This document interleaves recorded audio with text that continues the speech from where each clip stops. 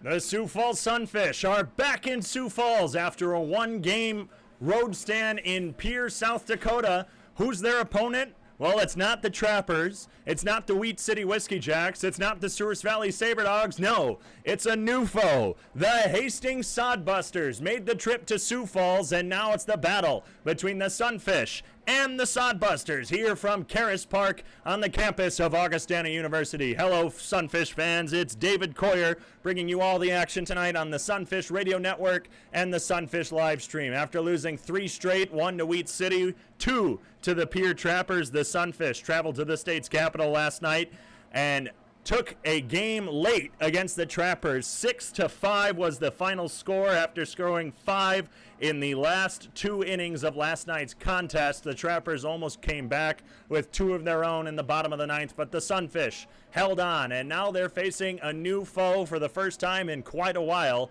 in the Hastings Sodbusters. And here's the lineup that the Sodbusters are going to put up against Griffin Hassel.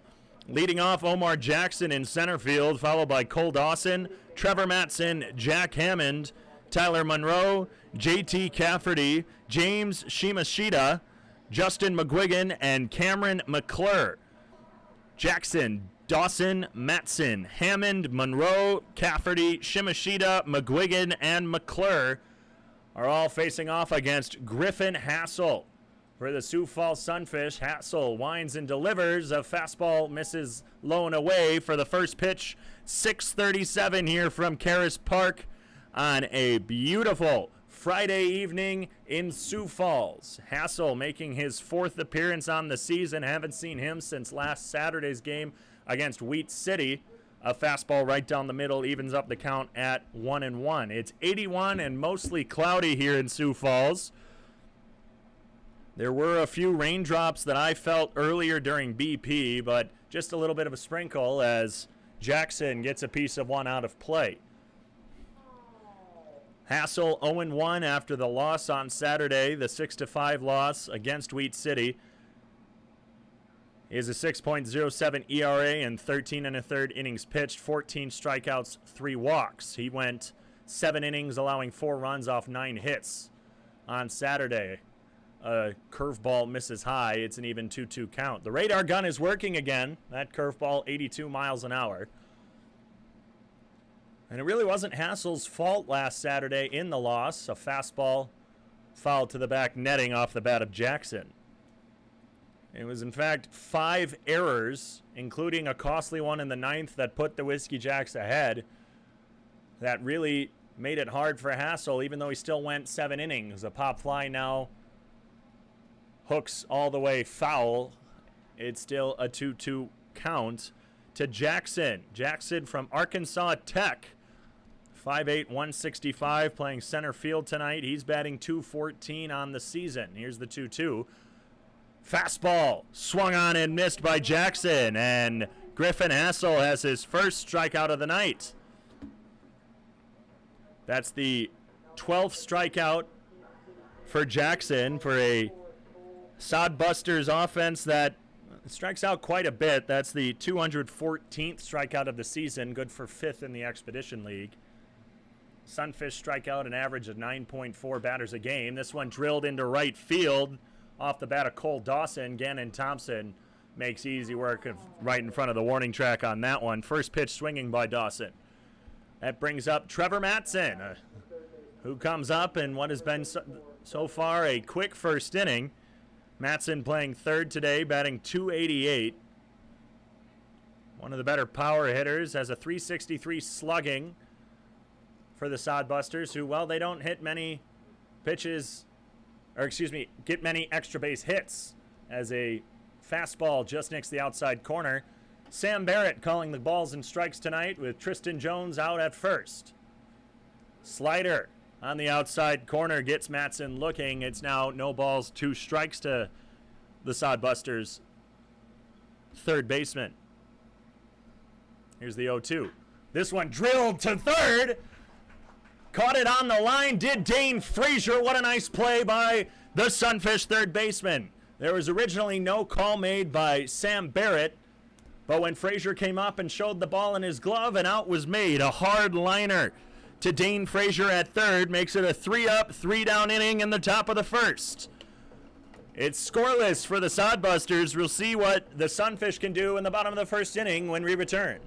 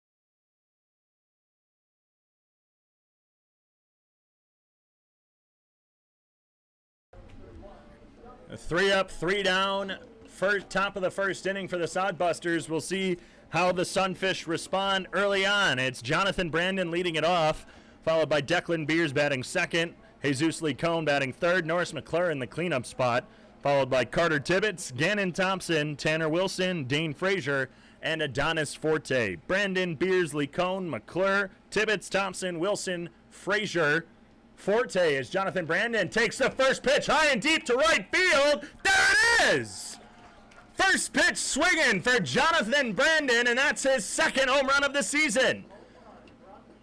It's already a 1-0 ball game on the first pitch to a Sunfish hitter.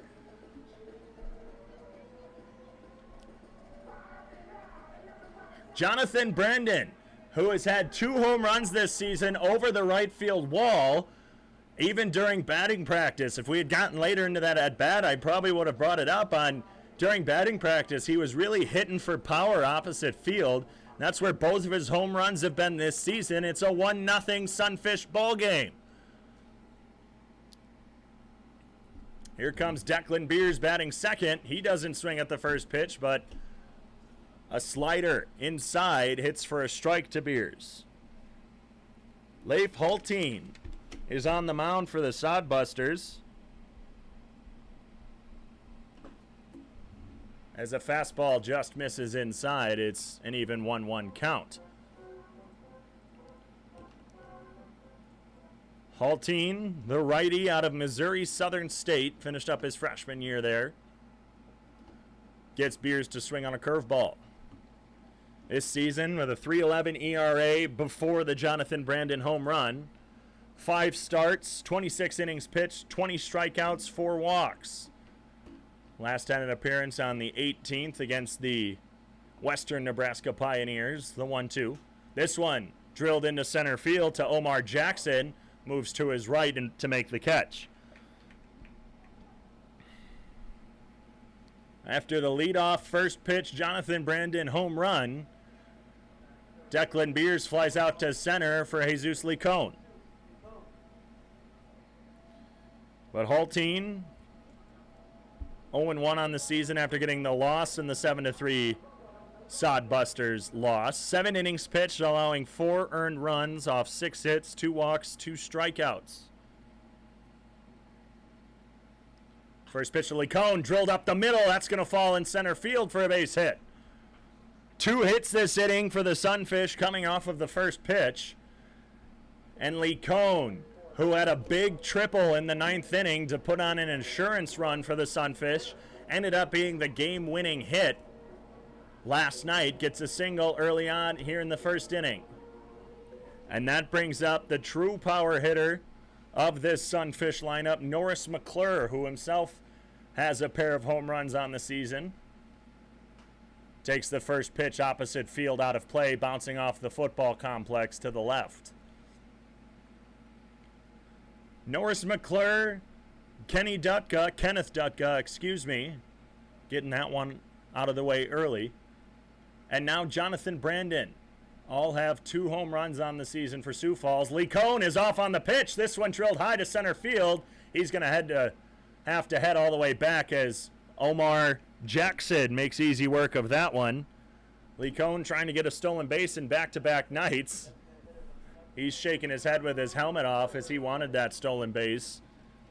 Haltine was not looking. Of course, the Sunfish, the most aggressive team on the base pass in the Expedition League. Had 6 stolen bases last night against the Trappers, brings their total to 106. Haltine looks in. Cameron McClure, Omar Jackson, JT Cafferty from left to right out in the outfield. Carter Tibbetts at the plate calls time. Trevor Matson, Cole Dawson on the left side of the infield. Tyler Monroe, James Shimashita on the right.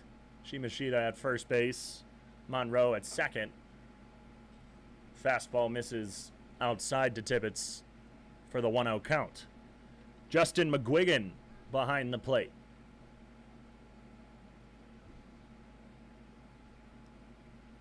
Here's the 1-0.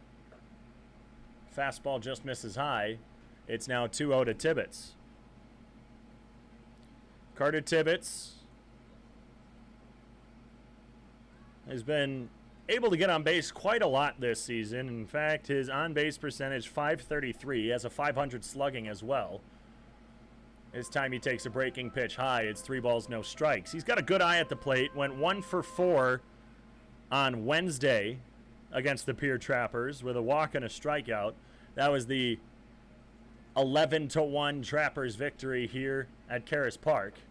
It's a fastball right down the middle, gets called a strike.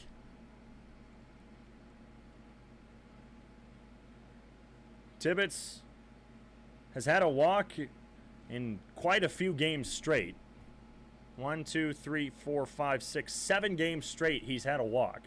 He grounds this one down the third base line into the bare hand of third base coach Lane Hovde, who fires it back to Haltine. That foul ball is presented by Keg Chicken. Order it, eat it, crave it. Keg Chicken. Counts now full to Carter Tibbetts. As Haltine looks in. Lee Cohn at first. Jonathan Brandon on the first pitch seen by a Sunfish hitter today. Took one over the right field wall for a solo home run. There goes Lee Cohn.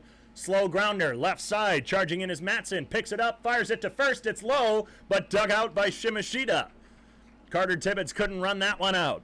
The Sunfish strike first with a solo home run by Jonathan Brandon. One run off 2 hits, no errors, 1 left on base for Sioux Falls. It's 1-0 Sunfish as we head to the second from Karras Park.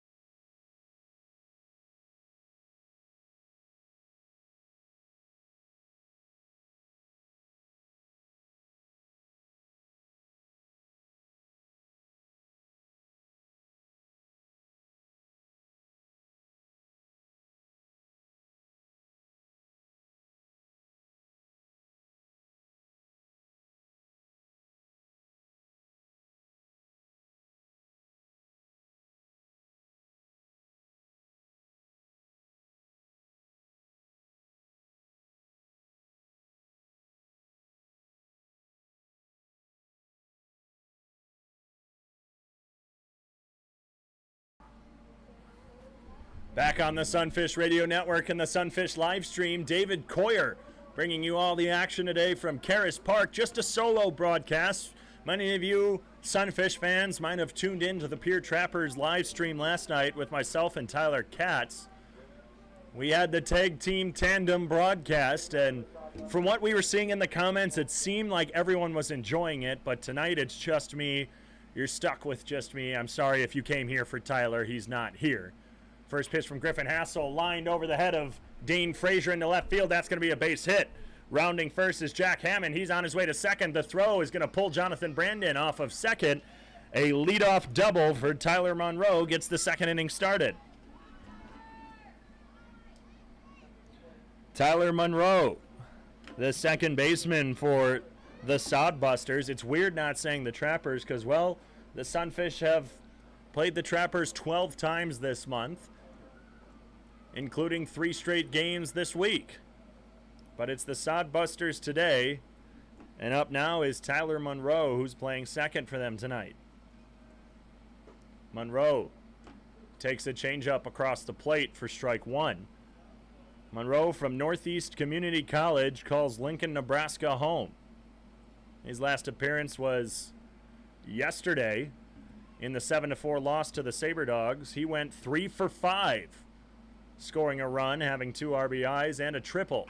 Grounds one. High chopper into the glove of Hassel, who checks over at third before throwing it over to Lecone at first. Jack Hammond advances. There was no play over there on the slow chopper. Monroe gets out on the fielder's choice. J.T. Cafferty, the right fielder from Western Nebraska Community College, steps up. One of the dual threats for this Sodbusters lineup, has made 3 appearances on the mound, but is mostly an infielder or a catcher. Went 1 for 5 last night. Takes the first pitch, a slow roller, foul down the first base line into the glove of Jesus Lecone on the slider. Batting .302 on the season, 16 strikeouts, 10 walks, just 1 double. This Sodbusters team, well, they've scored the least amount of runs in the Expedition League. They've only played 24 games. A fastball's fouled to the back netting. For the longest time, it was the Sunfish who held the title of least runs scored in the Expedition League, but in about the past 12 days, they've really changed that. 2 weekends ago against the SaberDogs, had several games in a row as Cafferty rolls over one into the Trappers, or not Trappers, excuse me, Sodbusters. I'm going to be doing that a lot tonight. I know I am. Calling them the Trappers because, well, that's just who they've played a lot. It's going to get, the second half of the season will get a little away from that as the Sunfish and the Trappers don't see each other after the first weekend in July.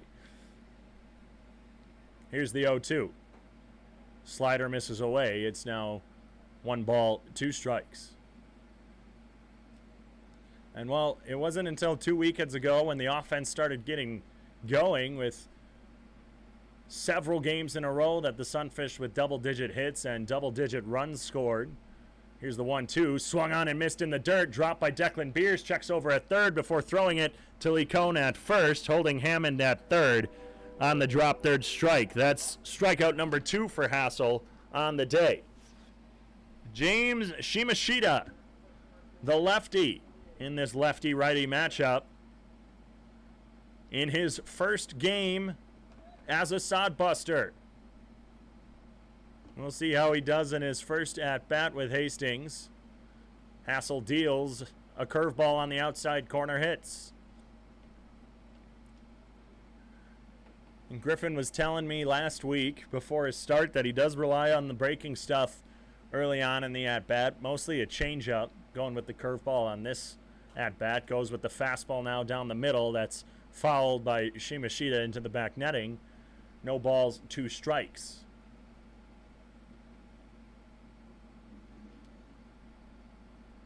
Hassel has the resiliency. Usually goes at least 5 innings in each appearance. Got him with the curveball on the outside corner. 3 balls, 3 strikes. Or 3 balls pitched, 3 strikes to Shimashita. Second strikeout of the inning, third of the day. A leadoff double by Jack Hammond leaves him stranded at third. No runs off 1 hit, no errors, 1 left on base for the Sodbusters. The Sunfish still lead by 1 as we head to the bottom of the second.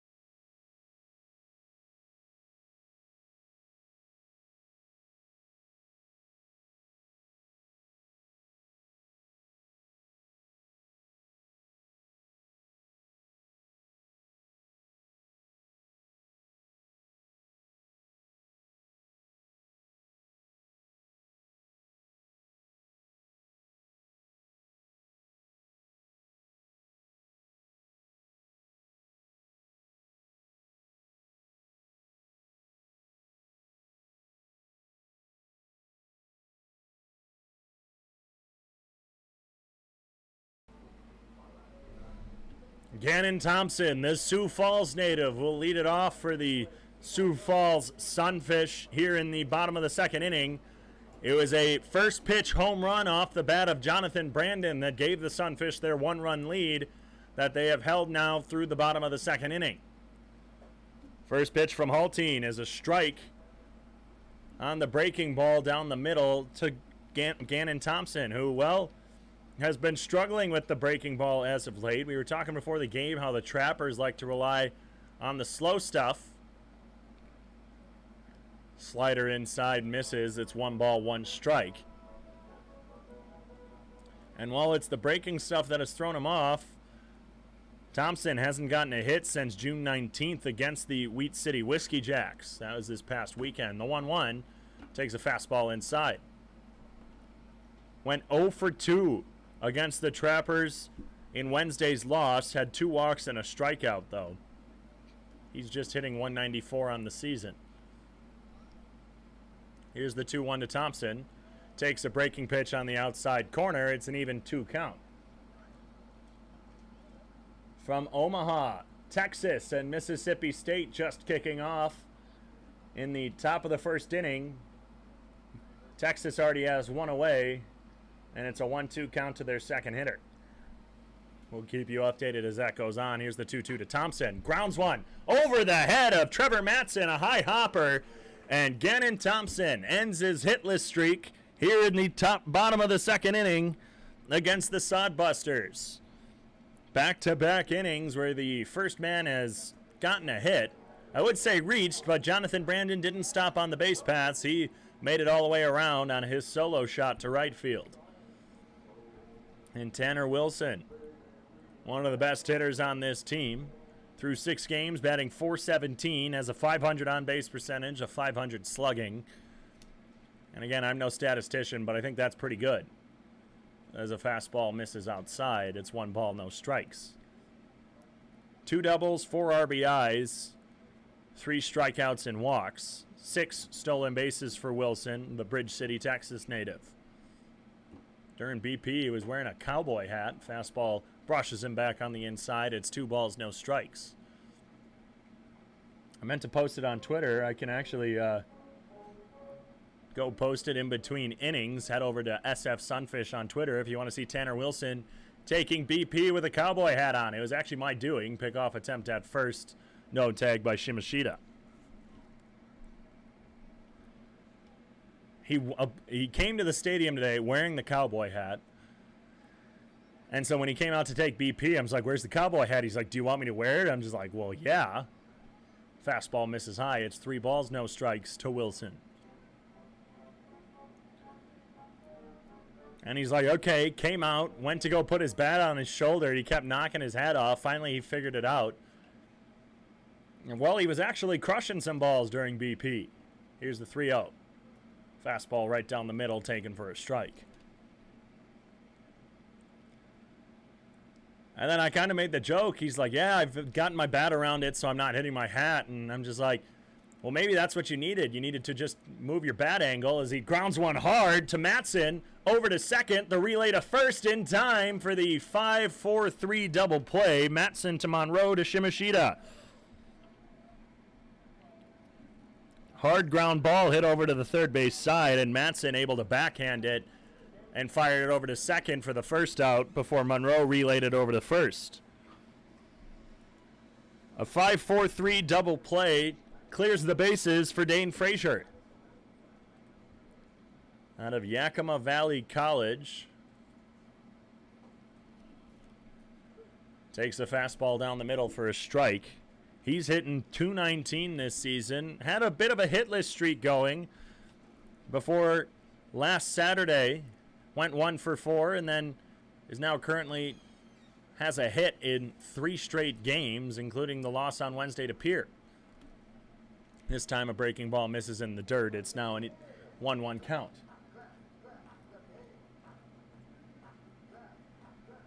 He went 1 for 2 on Wednesday with a run, the only run scored in that 11-1 loss. Here's the 1-1. Frazier checks swing. It was kind of low, and Tristan Jones on the appeal says yes, he did go. It's now 1 ball, 2 strikes. Curveball missed in the dirt. 77 miles an hour. So now 1 ball, 2 strikes to Frazier, who walks more than he strikes out. We'll see if he can battle back in this one. The 1-2. Grounded, left side, just foul, hopping past Lane Hovde in the coach's box. Another breaking ball, and I was saying before, the Sunfish struggling a little bit with the breaking ball the past couple days. And the Trappers are a breaking ball team. Some of their relief pitchers can hit low 90s on the fastball. And that's the type of speed that the Sunfish are used to seeing, especially some of the D1 guys. Here's the 1-2. This one line to first base. Shimashita makes the grab on the hard liner.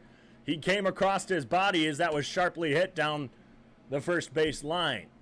A 3-up, 3-down inning unofficially on the line out to first.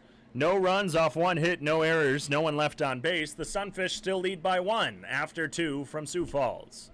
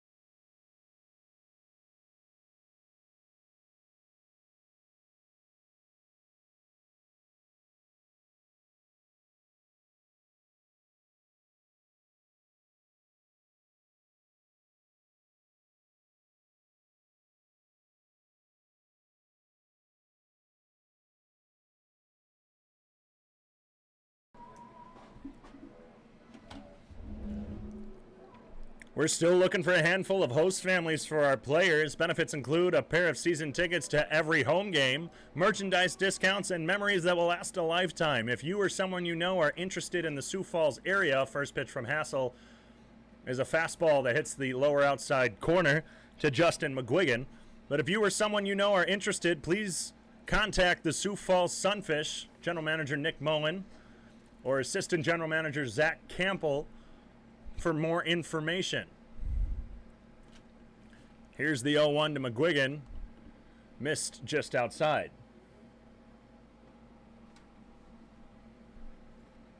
One ball, 1 strike now to McGuigan, the catcher. Hassel deals, check swing, fastball high. Tristan Jones says he went. 2 appeals down to first, and Jones has said yes on both of them. McGuigan batting .365 this season out of Concordia, St. Paul. Breaking ball. Grounded to McClure at short, plays it off the hop, fires over to first. The backhand out of the dirt by Lee Cohn gets McGuigan for out number 1. And Hassel, he's more of a strikeout pitcher, but today just having 2 of them and has really been forcing a lot of ground outs or lineouts. He had the 1 line out to end the first. The ground out on the fielder's choice in this ground out. Just 3 strikeouts today through 3 innings. A fastball is fouled out of play off the 9-hole hitter, Cameron McClure. McClure out of St. Edwards in Texas.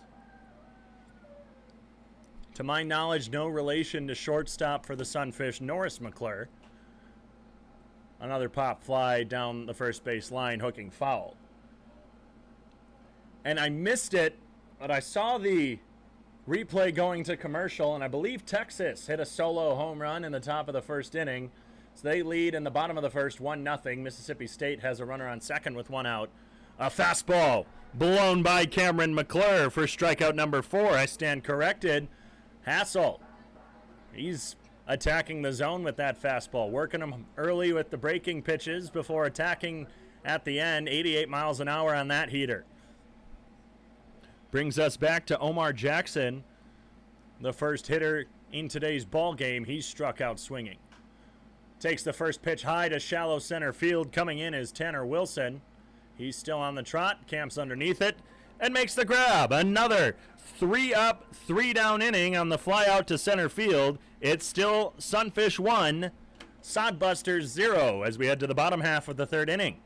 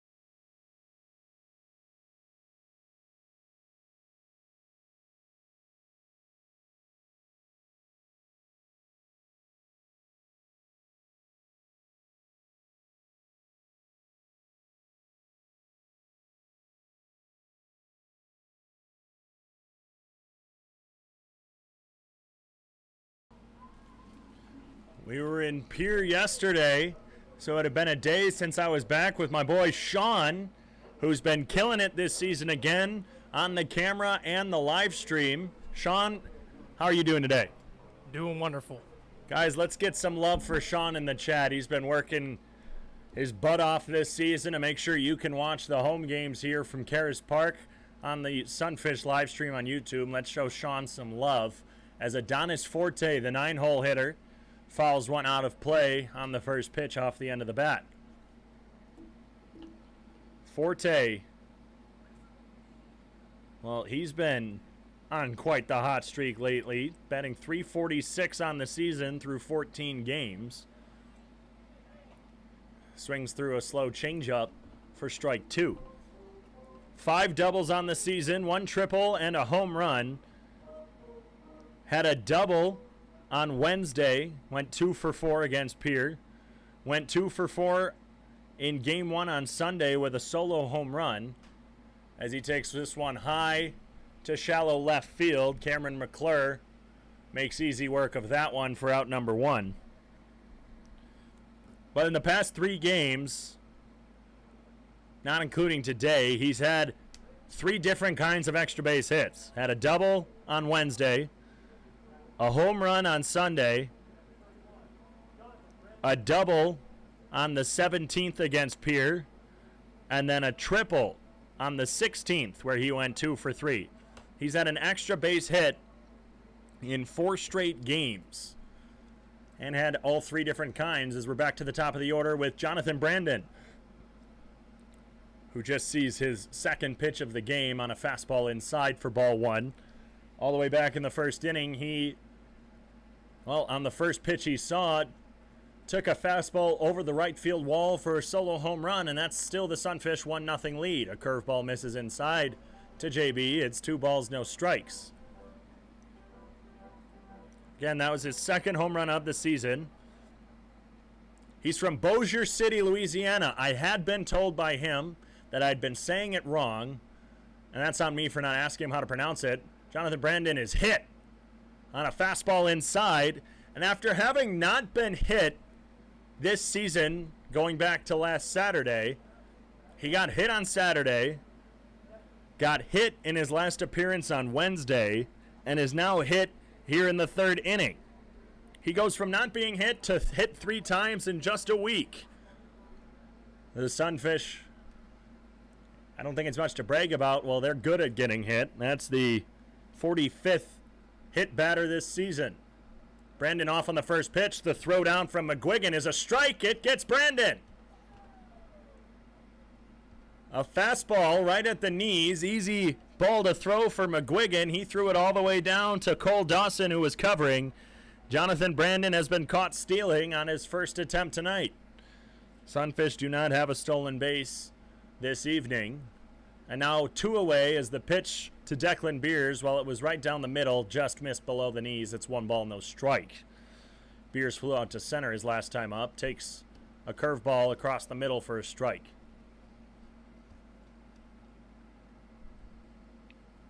Beers using his teal bat tonight. Has 2 of them. The teal one and a black one. They're both new this season. Here's the 1-1 off the end of the bat, out of play. Beers, one of 2 Sunfish players who have shaved their mustache recently, both due to their hitting streaks ending. Even though Kenneth Dutka's streak didn't necessarily end, he had been on a multi-hit hitting streak, having multiple hits in 1 game in consecutive games. Beers grounds this one to the right side. Shimashita plays it, tosses it over to Hulteen. The foot race over to first is in favor of the Sodbusters. An unofficial 3 up, 3 down, back-to-back innings. This time on the 3-1 putout. Jonathan Brandon was hit by a pitch, so no runs, no hits, no errors, no one left on base. The Sunfish 1, the Trappers 0 after 3.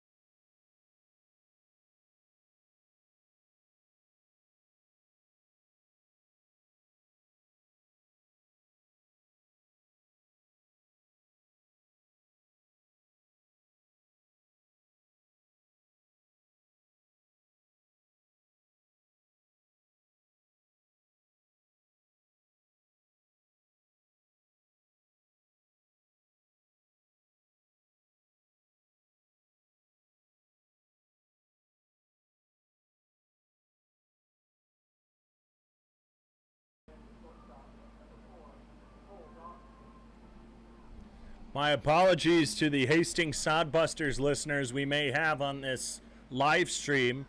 I closed out the bottom of the 3rd inning saying Trappers. I'll try and not say it again. I'm just so used to saying it 12 times in the month of June as a curveball hits the lower outside corner to Cole Dawson, who flew out his last time up. But the Trappers and the Sunfish, through the month of June, played each other 12 times, the 12th meeting last night. Another curveball hits at the knees for strike 2. Well, the Hastings Sodbusters are in a very similar situation. They have played the Fremont Moo a total of 12 times as well. Their rivalry dating back to early May, or early season in the late month of May. And it's the Sodbusters who have kind of been the kryptonite for the Moo. They were the first loss for the Moo this season as a curveball misses low and away. It's now an even 2-ball, 2-strike count. And once the Moo were on their 11-game winning streak after that one loss, it was the Sodbusters who stopped them after 11. Here's the 2-2. Swung on and missed the changeup. Got him swinging. And that's strikeout number 5 for Griffin Hassel here in the top of the 4th inning.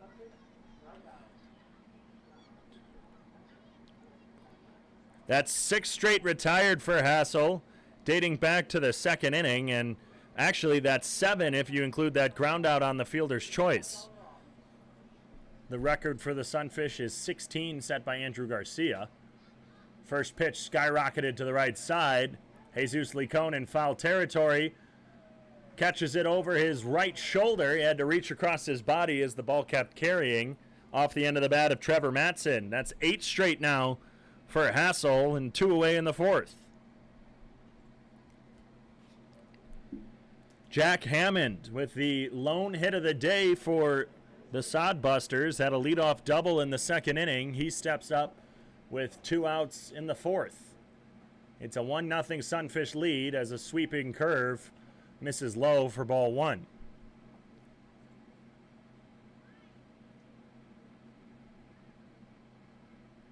Here's the pitch from Hassel. Fastball.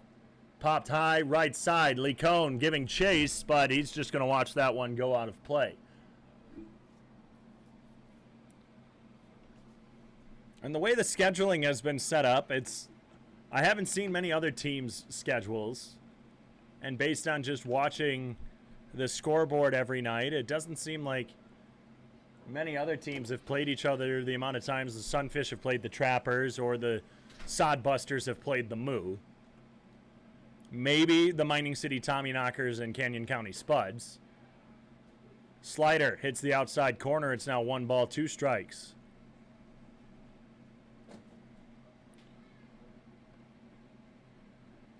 The Sunfish Trappers series tied at 6-6. A curveball gets fouled to the backstop. It's still a 1-2 count to Hammond.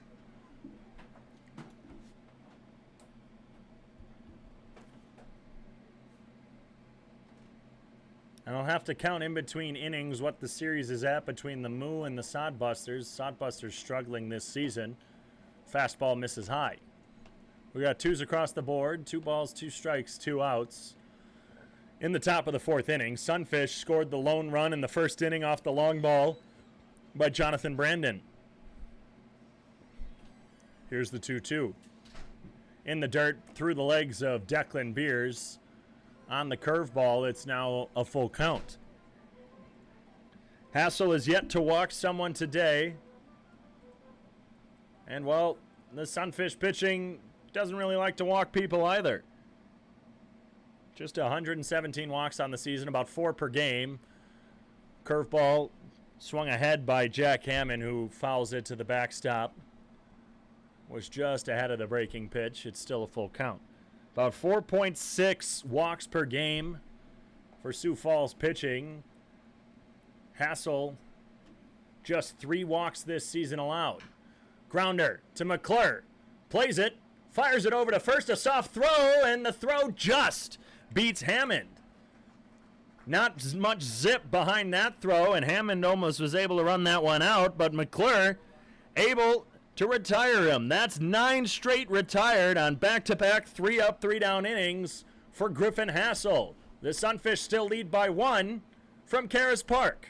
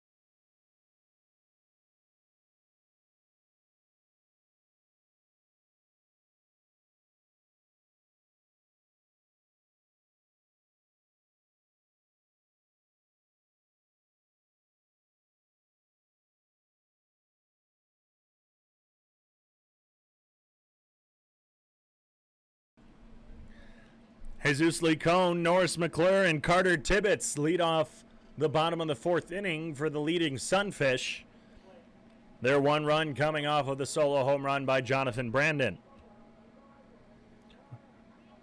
Licon singled back in the first inning, was stranded at first. He tried stealing, but a fly out by Norris Mcclure sent him back to first as a curveball hits at the knees to Licone.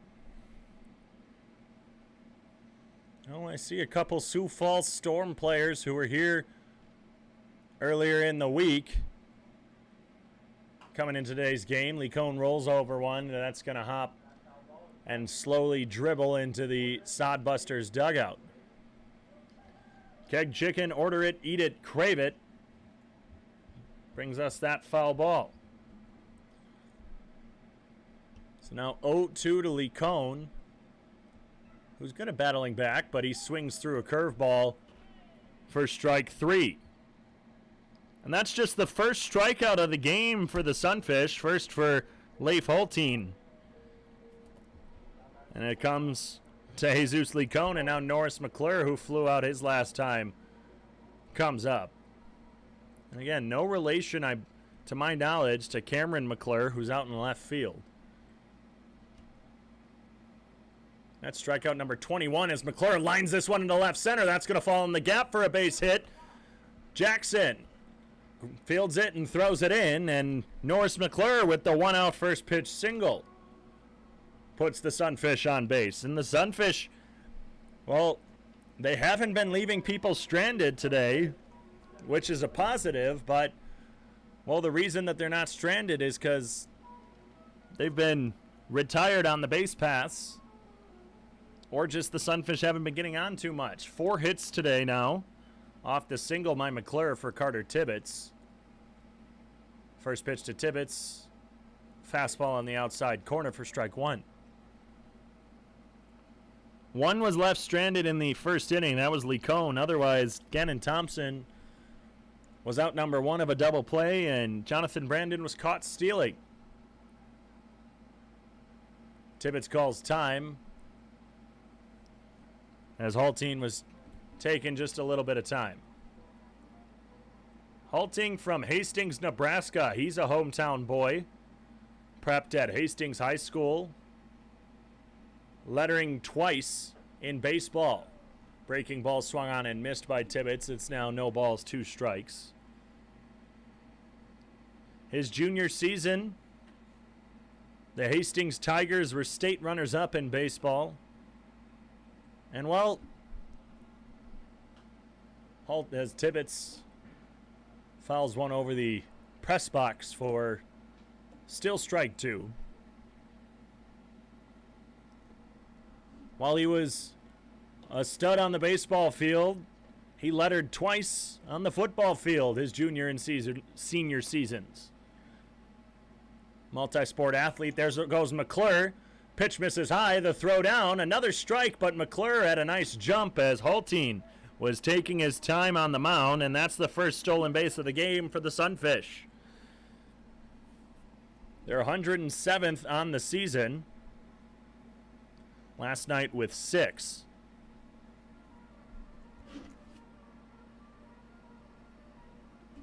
Through 25 games, the Sunfish were averaging about 4 stolen bases per game.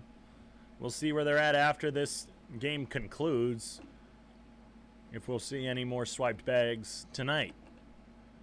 The 1-2 now to Tibbetts. Grounds it to the Sodbusters. I almost said Trappers again. Into the bare hand of a Sodbusters player. I can't see. I just saw their hand reach out. Played it off the hop.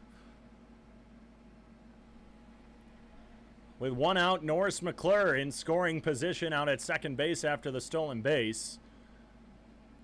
Sunfish still lead 1-0.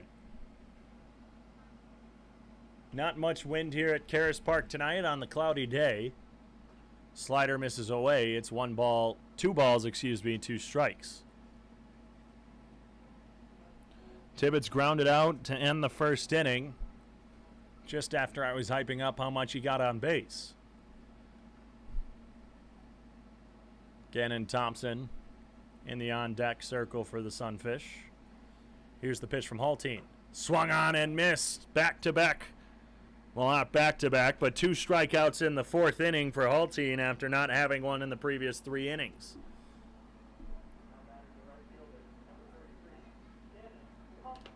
Gannon Thompson The Sioux Falls native playing for his hometown team, facing off against Leif Hulteen, who is also playing for his hometown squad. Thompson went to Sioux Falls, Washington here in town. First pitch, breaking ball inside for ball one.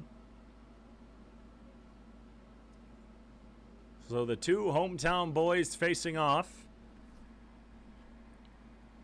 They went different ways college-wise. Hulteen, Missouri Southern State, while Gannon Thompson in the Big Ten with Michigan State, the Spartans. Fastball misses inside. It's now 2 balls, no strikes to Thompson. The Missouri Southern State Lions, a Lion and a Spartan. That almost seems like it goes well with one another. Spartan kind of like a gladiator, I'd say. The 2-0, a breaking pitch, hits at the chest across the plate. It's now 2-1. Sean, would you take a Spartan against a Lion or a Lion against a Spartan? It's a good question. Depends on if the Lion is upset or not, I guess. If it's an upset Lion, are you taking the Spartan or taking the Lion? I'm taking the Lion. Taking the Lion on an upset Lion. Let's see what you fans think. Put it in the chat. Spartan versus a Lion. Breaking ball gets away from McGuigan. McClure at third now. As Hulteen charged in on the pass ball. Norris Mcclure takes third. And it's now 3 balls, 1 strike to Thompson with 2 away in the bottom of the 4th inning.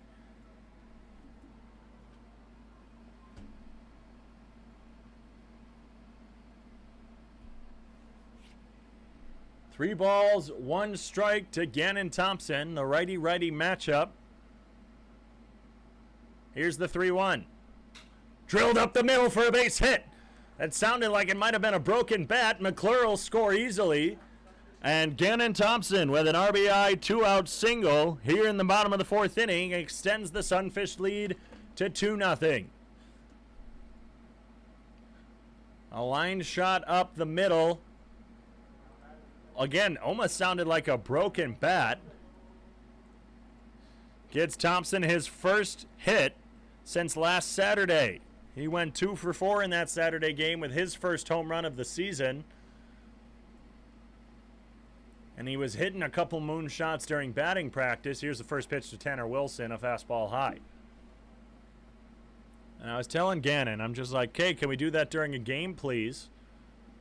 I always give him grief after games. We like to joke around because he knows he sometimes has been struggling at the plate, especially as of recent. The 1-0 to Tanner Wilson, grounded to the left side. Dawson fires it over to second. For out number 3, Thompson out on the fielder's choice. So Wilson grounded into the 6-4 fielder's choice to end the inning, but Gannon Thompson with a 2-out single scores Norris Mcclure. It's now a 2-0 ball game after 4 from Karras Park. We'll be back on the Sunfish live stream on YouTube and the Sioux Falls Sunfish Radio Network after this.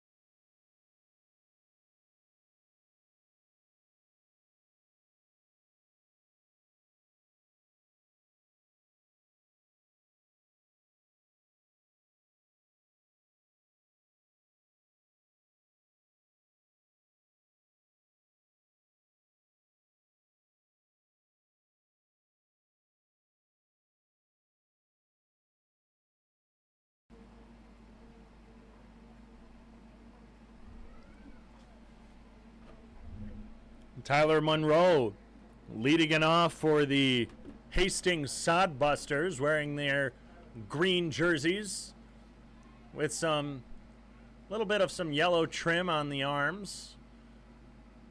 First pitch from Hassel, a changeup at the knees for strike one. There's some displeasure from the Sodbusters dugout on that call. It says Sodbusters across the chest in white script with some yellow outline. The 0-1. Another breaking pitch hits at the chest. It's now no balls and 2 strikes to Tyler Monroe. Sodbusters with green socks, 3 yellow stripes midway up the calf. Swing and a miss, curveball in the dirt. 3 pitches, 3 strikes. That's 10 in a row now for Hassel. 6th strikeout of the day, 10th straight batter retired. JT Cafferty, who is strikeout number 2 in today's game, steps up. Gray pants with yellow trim down the sides, white numbers on the back for the Sodbusters. Slow curve, misses inside, 1 ball, no strikes. The Sunfish wearing their all whites, orange sun on the right chest, teal fish on the left, orange numbers on the front and back. Liner up the middle, that's going to be a base hit. Just the 2nd base hit of the day, and that ends Hassel's streak at 10 straight retired. That's the first and only base hit allowed since the 2nd inning when Jack Hammond doubled to lead off the 2nd. It's JT Cafferty with his first base hit of the day. James Shimashita, who struck out looking to end the 2nd inning, was out number 3 in that 10-out streak. The lefty takes the first pitch, grounds it to the right side. Brandon over to second to Mcclure, who in turn throws it over to first, but not in time. That was a tough play. Jonathan Brandon had to come to his left, pulled him away from second. Had to get the hard throw just to get Cafferty at second, and Norris Mcclure with a bit of a slow transition. Couldn't get it over to first in time. It was pretty close, though, but Shimashita able to run that one out. On the 4-6 fielder's choice, that's now 2 outs here in the top of the 5th inning. Sunfish lead 2-0. Justin McGuigan takes a fastball on the outside corner for strike 1.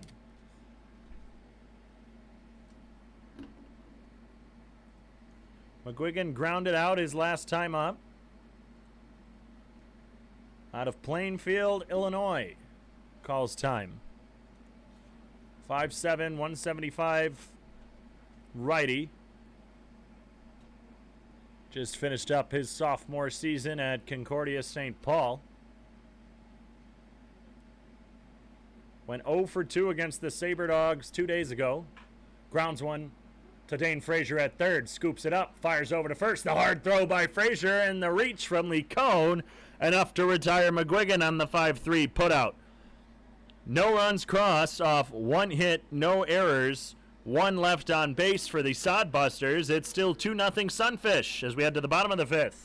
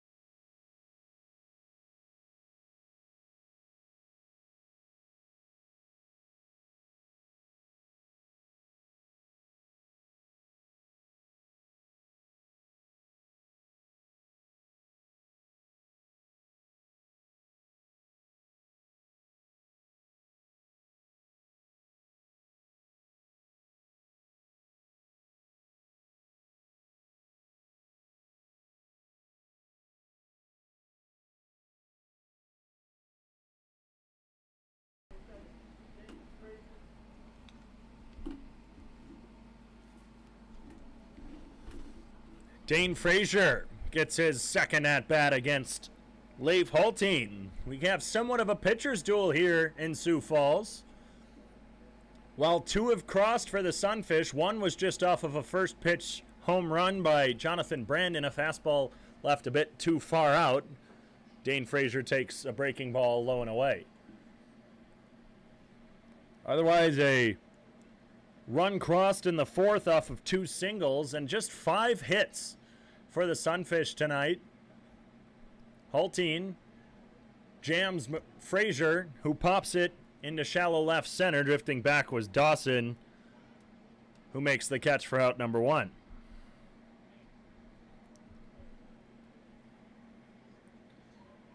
And while Hulteen had an unofficial 3-up, 3-down of his own in the third and second, while he's let runners on in both of those innings, they were both retired, one on a double play ball, one on caught stealing for Adonis Forte. He takes a fastball on the inside corner. So the second and third inning were friends of Hulteen, but in the fourth, just 2 singles were enough to cross one as Mcclure had a stolen base and reached third on a pass ball. Here's the 0-1. Misses just below the knees to Forte. Other than that, he's been pretty solid. Had 2 strikeouts in the fourth. Has been allowing the Sunfish to put the ball in play, but his defense has been helping him behind him. Here's the 1-1. Curveball just misses low. It's 2 balls, 1 strike now to Forte, who flew out his last time up. Second time this game that Forte has gotten a plate appearance. Here's the 2-1. Another breaking pitch misses low and away, and it's 3 balls and 1 strike from Hulteen to Forte. Forte, when he gets on, he likes to attack the base path, so this might be a risky runner to allow aboard. Slider crosses on the inside corner. It's 3 balls, 2 strikes. 1 away here in the bottom of the 5th inning. It's a 2-run ball game. The Sunfish, the only 2 runs in the game.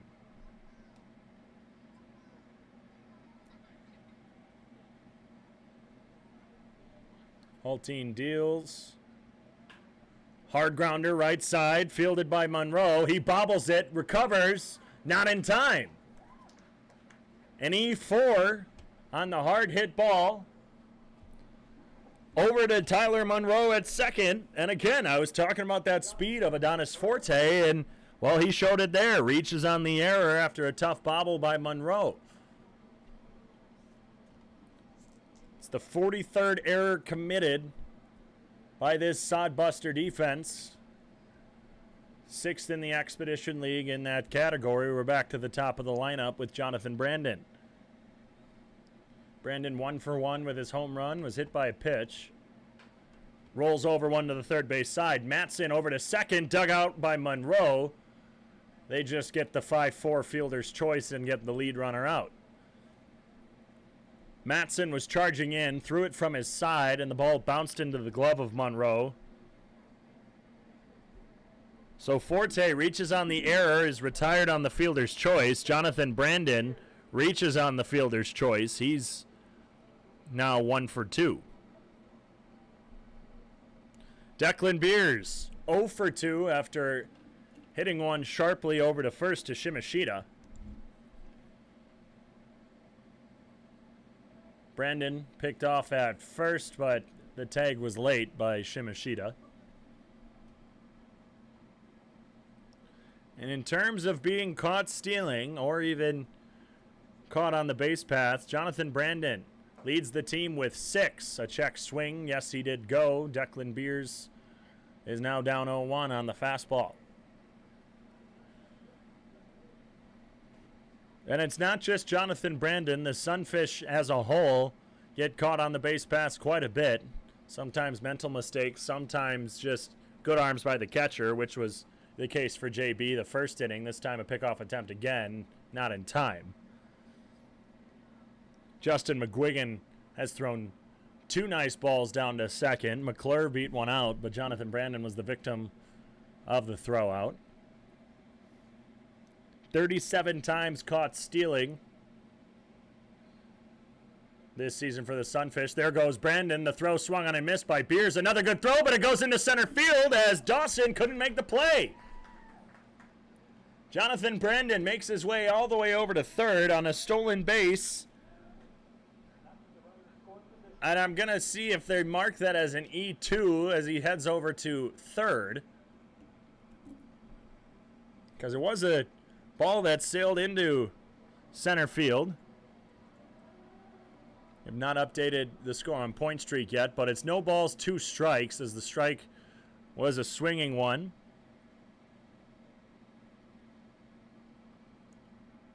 They're marking. We'll have to see if they can go back and change that one. It's complicated to explain. The 0-2 grounded up the middle, stabbed out of the air by Dawson. No throw over to first. That'll be an infield base hit. That scores Jonathan Brandon. So that costly throw into center field costs the Sodbusters another run as Declan Beers reaches on an infield hit. A good grab by Dawson, stabbed it out of the air to keep it in the infield, preventing Beers from potentially going to second. That's the 6th hit of the ball game for Sioux Falls, and Jesus Licone steps up with 2 outs. Licone 1 for 2, struck out his last time up, takes a fastball at the knees.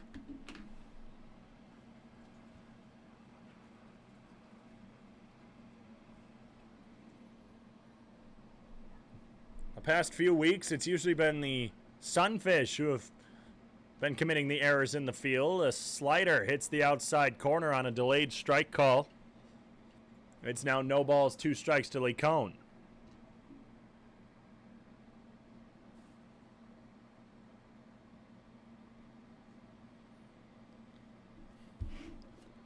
The Sunfish 8th in the Expedition League with 37 errors. They had 5 last Saturday in the loss to Wheat City. There goes Beers. Licone gets one off the end of the bat down the first base line. It's a slow roller, still rolling. Benito Garcia comes out of the dugout to pick it up. He was going to allow first base coach Tyler Olmstead to come get it as Ty was walking over slowly. In exchange of smiles and jokes between the two of them.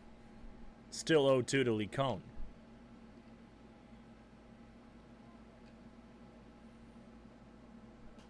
Takes a pitch out of play. In the top of the 3rd, Texas ties it up with Mississippi State 2-2. And the usual second baseman for Sioux Falls, JT Mix, is probably very pleased with that one. Himself, Will Olson, and Mitch Stroh all at the wedding of an Augustana teammate tonight. So the 3 of them absent from tonight's game. Here's the 0-2. Licone grounds one down the third base line into the Sodbusters dugout again.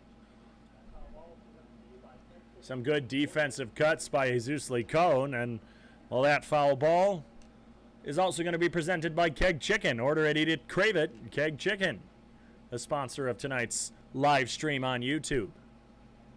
Bottom of the 5th inning, 2 outs, 0-2 count to Licone. The Sunfish have crossed 1. It's the 3-0. Beers caught off at first. He was dancing around. Shimashita over to second to Dawson. Dawson now chasing him down. Now to Hulteen. Hulteen running him down the slide by Beers, but he's going to be tagged by Hulteen. Beers is trotting back to first, having some words with Tristan Jones as to whether or not the tag was made. So Beers is caught off. Licone with the 0-2 count is going to get the reset as when we get to the bottom of the 6th inning. But another base runner caught off. That's the 38th this season. 1 run crosses in the 5th off of 1 hit, 1 error, no one left on base. It's now 3-0 after 5 from Karras Park.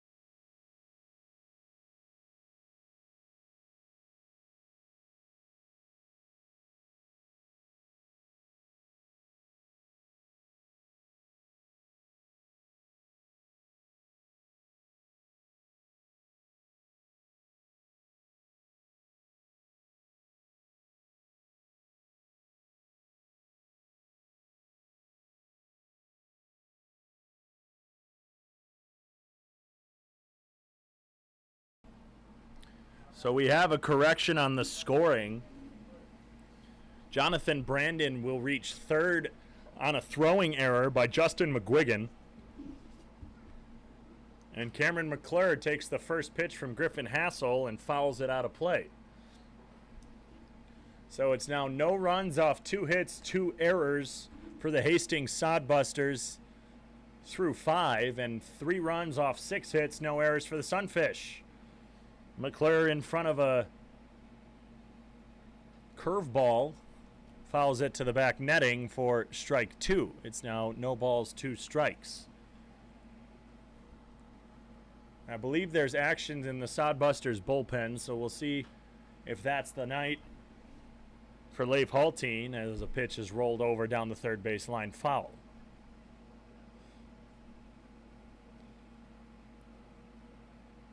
Hassel has been, in the words of WWE Hall of Famer Ric Flair, styling and profiling, wheeling and dealing on the mound tonight. As McClure fouls another one into the back netting, this time off the slider. 77 miles an hour on the slider. Fairly consistent velocity for Hassel. It's now been 4 straight foul balls. This one grounded back at Hassel up the middle for a base hit. He couldn't get a glove on it. Saw his life flash before his eyes as that one bounced just over his head. A good at-bat by McClure. Got a piece of every single pitch and takes the 5th pitch into the center field.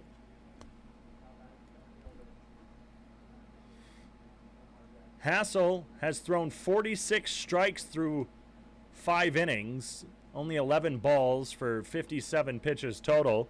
And we're back to the top of the Sodbusters order with Omar Jackson, who's 0 for 2. Time is called by Jackson after initially stepping into the batter's box. McClure at first, no outs. Sodbusters still trail by 3. Here's the pitch from Hassel. A slider on the outside corner.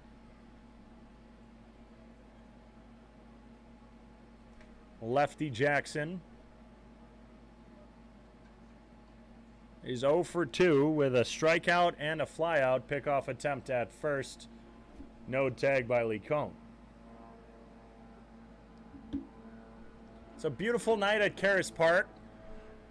It's a bit cloudy overhead. To our left, there's some clearer skies. Pickoff attempt at first. Bounces through the glove of Lee Cohn, but he got a piece of it, and so it didn't go rolling far behind, and McClure stays at first. A slight breeze, moving the flag out in left field just to its right. Curveball swung on and missed by Jackson for strike 2.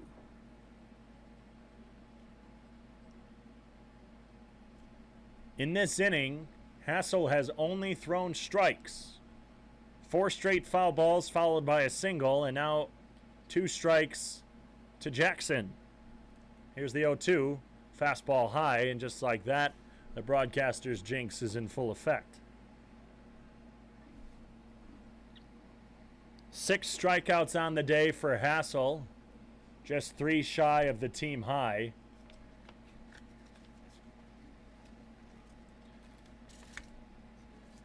Pickoff attempt at first again, late. Lee Cohn acting as if he has the ball, but McClure not fooled. Hassel had 7 strikeouts through 7 innings last Saturday. We'll see what he can do as he's in his 6th inning of work. Here's the 1-2. A curveball misses in the dirt. Good stop by Declan Beers. Some bats that had been missing from the lineup last weekend against Wheat City were JT Mix and Will Olson, who are again missing tonight. I'm not sure if they'll be back for the rest of the weekend series. Olson proving just how valuable he is. This time a fastball misses on the inside corner. It's 3 balls, 2 strikes. But Olson with his late inning 2-run home run just shows how valuable of a bat he's been for Sioux Falls this summer. Oh, I forgot Will Olson has 2 home runs on the season, as I've mentioned that. And Hassel on the 3-2 nails Omar Jackson in the back, and the first 2 are aboard here in the 6th inning. It's the first time today that 2 runners have been on base against Griffin Hassel. He had retired 10 straight in the 2nd, 3rd, 4th, and the top of the 5th inning when he led off with a strikeout before the single by J.T. Cafferty. So now Cameron McClure on second. He had the leadoff single. Now a hit by pitch to Omar Jackson. Just the 21st allowed by Sunfish pitching, least in the Expedition League. Jesus Lee Cone playing on the grass at first. This one drilled high down the left field line. Coming over is Forte at the line. Makes the catch. The runner tags from second, and the runner tags from first. The tag at third. No call made. That should be Sam Barrett's as Tristan Jones was motioning over. There still has not been a safer out call, I don't believe. Unless I missed Sam Barrett call it. There's not from what I can hear from the Sunfish dugout, as Walker Bullington's not coming out, so I don't hear anyone complaining. So I think they're just going to stick with that one safe on the sac fly to left field. Cameron McClure now on third, Omar Jackson at second as the slider hits across the plate for strike one to Trevor Mattson. A long fly ball. It's just 320 to the left field corner, and Adonis Forte was just on the edge of the warning track. Swung on and missed on the foul tip, actually, on the curveball. Trevor Mattson down 0-2.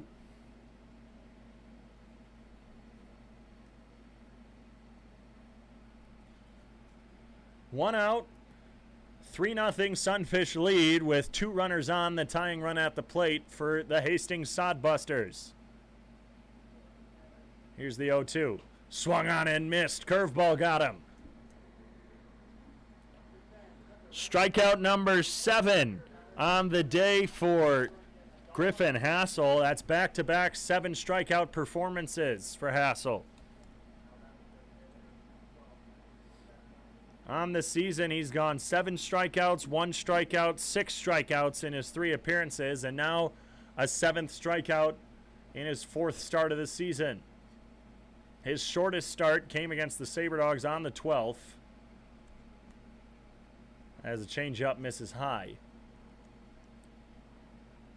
He went 1 inning, allowed 4 runs off 5 hits in 9 batters faced against the SaberDogs. They went through their entire lineup there in the first inning.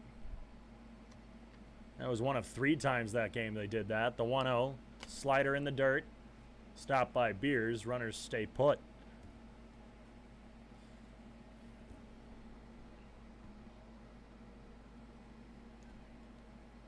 So a leadoff single and a second batter hit by pitch with the full count puts runners now at third and second after the long sac fly, and a strikeout brings it to 2 outs with Jack Hammond ahead 2-0. He had the double back in the 2nd inning to lead it off, so he has no RBIs on the day as the Sodbusters remain scoreless. Here's the 2-0. Breaking ball inside corner for strike 1.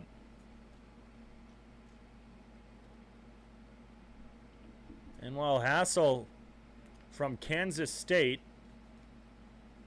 one of the coaches from Hastings, well, he is a GA, graduate assistant coach at Kansas State, and was talking with Hassel before the game. Slider backhanded in the dirt by Declan Beers, another good stop to save the run from coming in. Beers has had a solid night defensively behind the plate.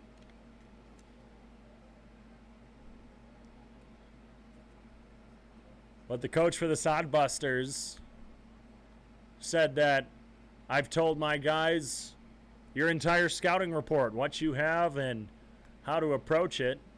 I'm assuming he was joking. Here's the 3-1, swung on and missed on the curveball.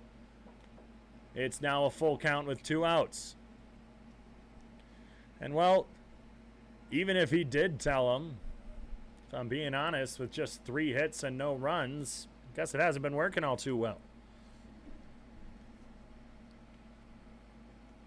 3 balls, 2 strikes, 2 outs. Runners on second and third in the top of the 6th inning. Sunfish lead by 3. Here's the payoff from Hassel. Grounded down the third base line, past McClure at third and the third base coach for the Sodbusters, and it just rolls down the line to keep Hammond alive.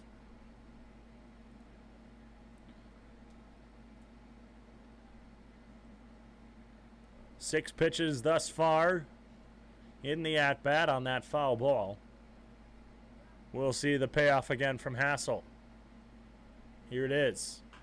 This one drilled high to the deep infield, just on the edge of the grass. McClure calls everyone off and makes the catch. 7 pitches to retired Jack Hammond as he pops up to shortstop. A leadoff single and a hit by pitch leaves 2 runners in scoring position.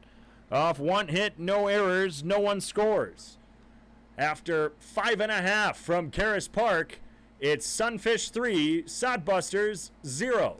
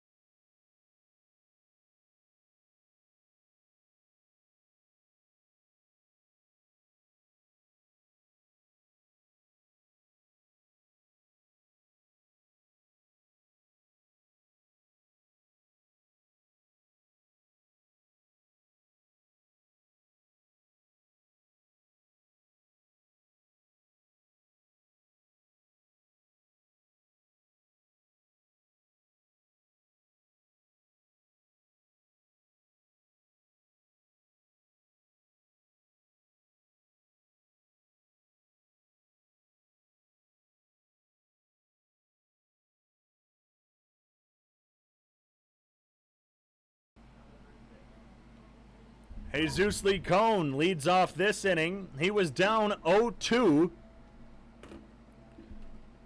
in the at-bat in the bottom of the 5th inning before Declan Beers was picked off at first, caught in the rundown. So now he gets a clean slate in the bottom of the 6th. His first pitch, he fouls underneath it and back out of play. Leif Haltine is back in for his 6th inning of work, going inning for inning with Griffin Hassel. Kind of a pitcher's duel here. The Sunfish winning as they have allowed 0 runs to the Sodbusters 3. Lee Cone takes the slow bender, again high and out of play down the right side.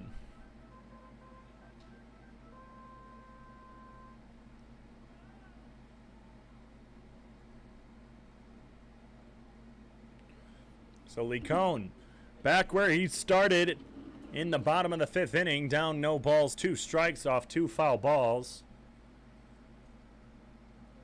We'll see how he does on this one as he gets no restarts this time. The 0-2.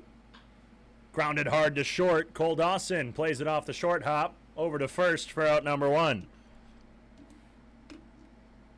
No second strikeout of the day for Lee Cone. He just grounds out to short. He's now 1 for 3 on the day. Norris Mcclure singled back in the 4th, had a stolen base, reached third on a pass ball, and made it all the way home on the RBI single from Gannon Thompson.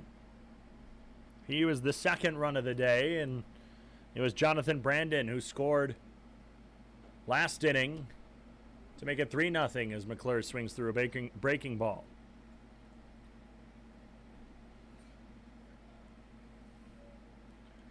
Leif Haltine has made it 6 innings or longer twice this season. Another breaking ball hits at the knees to McClure, catches him looking. Typically a 5-inning pitcher. Went 5 on May 28th against the Fremont Moo and 5 on June 10th against the Moo as well. Went 6 against the Wheat City Whiskey Jacks on June 4th. His longest outing of the season, 7 on the 18th against the Western Nebraska Pioneers. That was his last outing as a fastball misses high to Mcclure.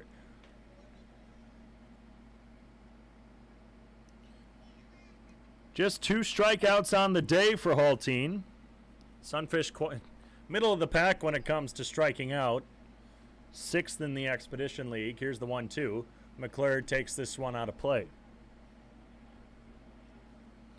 The Sodbusters don't rely on the K to retire their batters.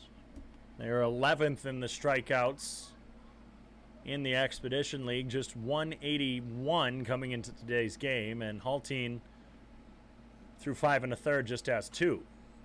Mcclure fouls another one off. It's still 1 ball, 2 strikes.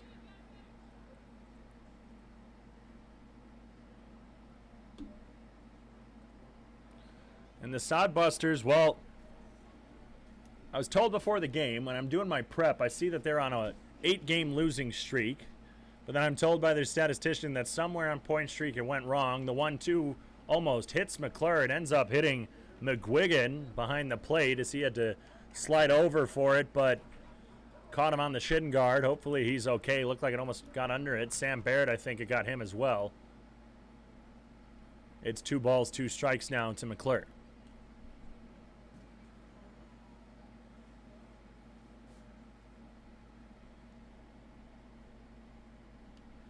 The 2-2 to Norris Mcclure. Takes it off the end of the bat down the left field line, hooking foul.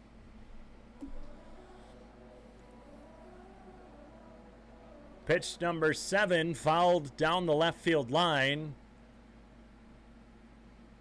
Mcclure, with some nice defensive swings, has fouled 3 of the last 4. The 2-2. High chopper, right side. Tyler Monroe plays it off the high hop and throws it over to Shimashita for out number 2. Mcclure and Lee Cohn had some nice defensive pokes before grounding out, and we'll see what Carter Tibbetts can do in the bottom of the 6th inning. In Game 2 of the Eastern Conference Finals, with 11 minutes remaining in the second quarter, it's Milwaukee Bucks 36, Atlanta Hawks 28. Carter Tibbetts takes his first pitch, a fastball over his head. Looks like that got out of the hand of Hulteen. Sunfish have scored 1 run in the last 2 innings to make it a 3-0 ball game. The Sodbusters still remain scoreless off just 3 hits today off Griffin Hasselt. Hard fastball thrown, 86. 1 ball, 1 strike now as that one hit the outside corner.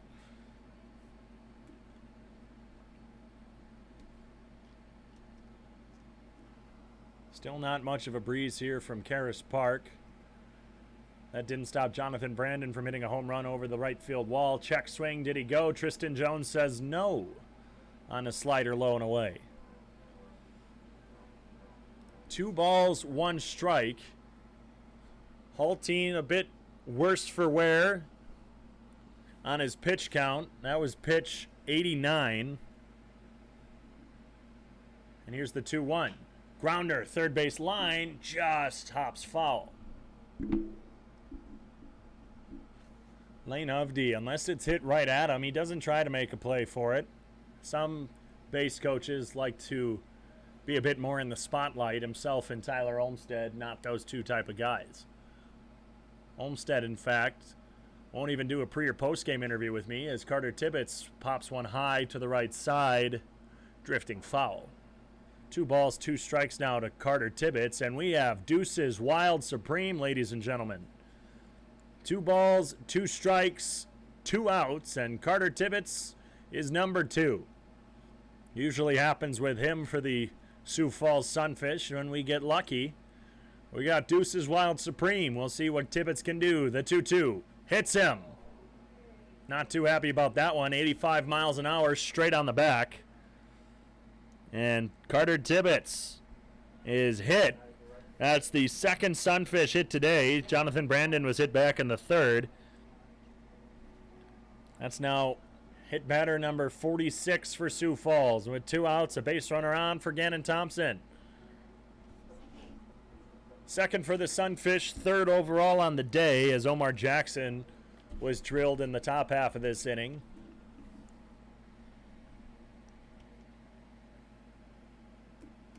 That was pitch number 92 from Hulteen as 93 is grounded to the back netting off the bat of Gannon Thompson. Thompson 2 for 2 with 2 singles, and coming into his first at bat, I was saying he had been struggling quite a bit. And he's been pretty streaky. He's had a couple multi-hit games this season. He'll either get a multi-hit game or go about 3 without a hit as a ball gets by McGuigan. Tibbetts takes second, takes the round around the second base, but stops there. It's now 1 ball and 1 strike on the wild pitch.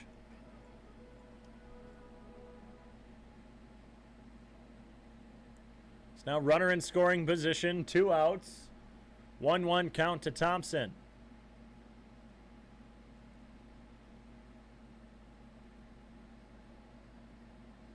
Here's the 1-1 from Hulteen. Check swing, but got a piece of it as that goes opposite field foul.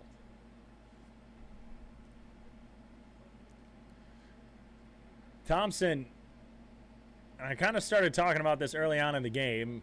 We were talking about he's got a good sense of humor, especially when he's struggling. I'll kind of give him grief. It's like, man, why didn't you hit a home run today? He's like, I don't know. And it'll be after maybe a 2-strikeout game. He's a good sport about it because he knows he's been struggling. And, well, he struggles with the breaking ball, and Hulteen likes to throw the breaking ball. There's one on the outside corner that gets Thompson looking. He's not too happy with that one. Leaves a runner stranded out in second, and that ends the scoring streak for the Sunfish. They go scoreless in the bottom half of the 6th inning off no hits, no errors, 1 left stranded. It's 3-0 Sioux Falls after 6 from Karras Park on the Sunfish Radio Network and the Sunfish live stream on YouTube.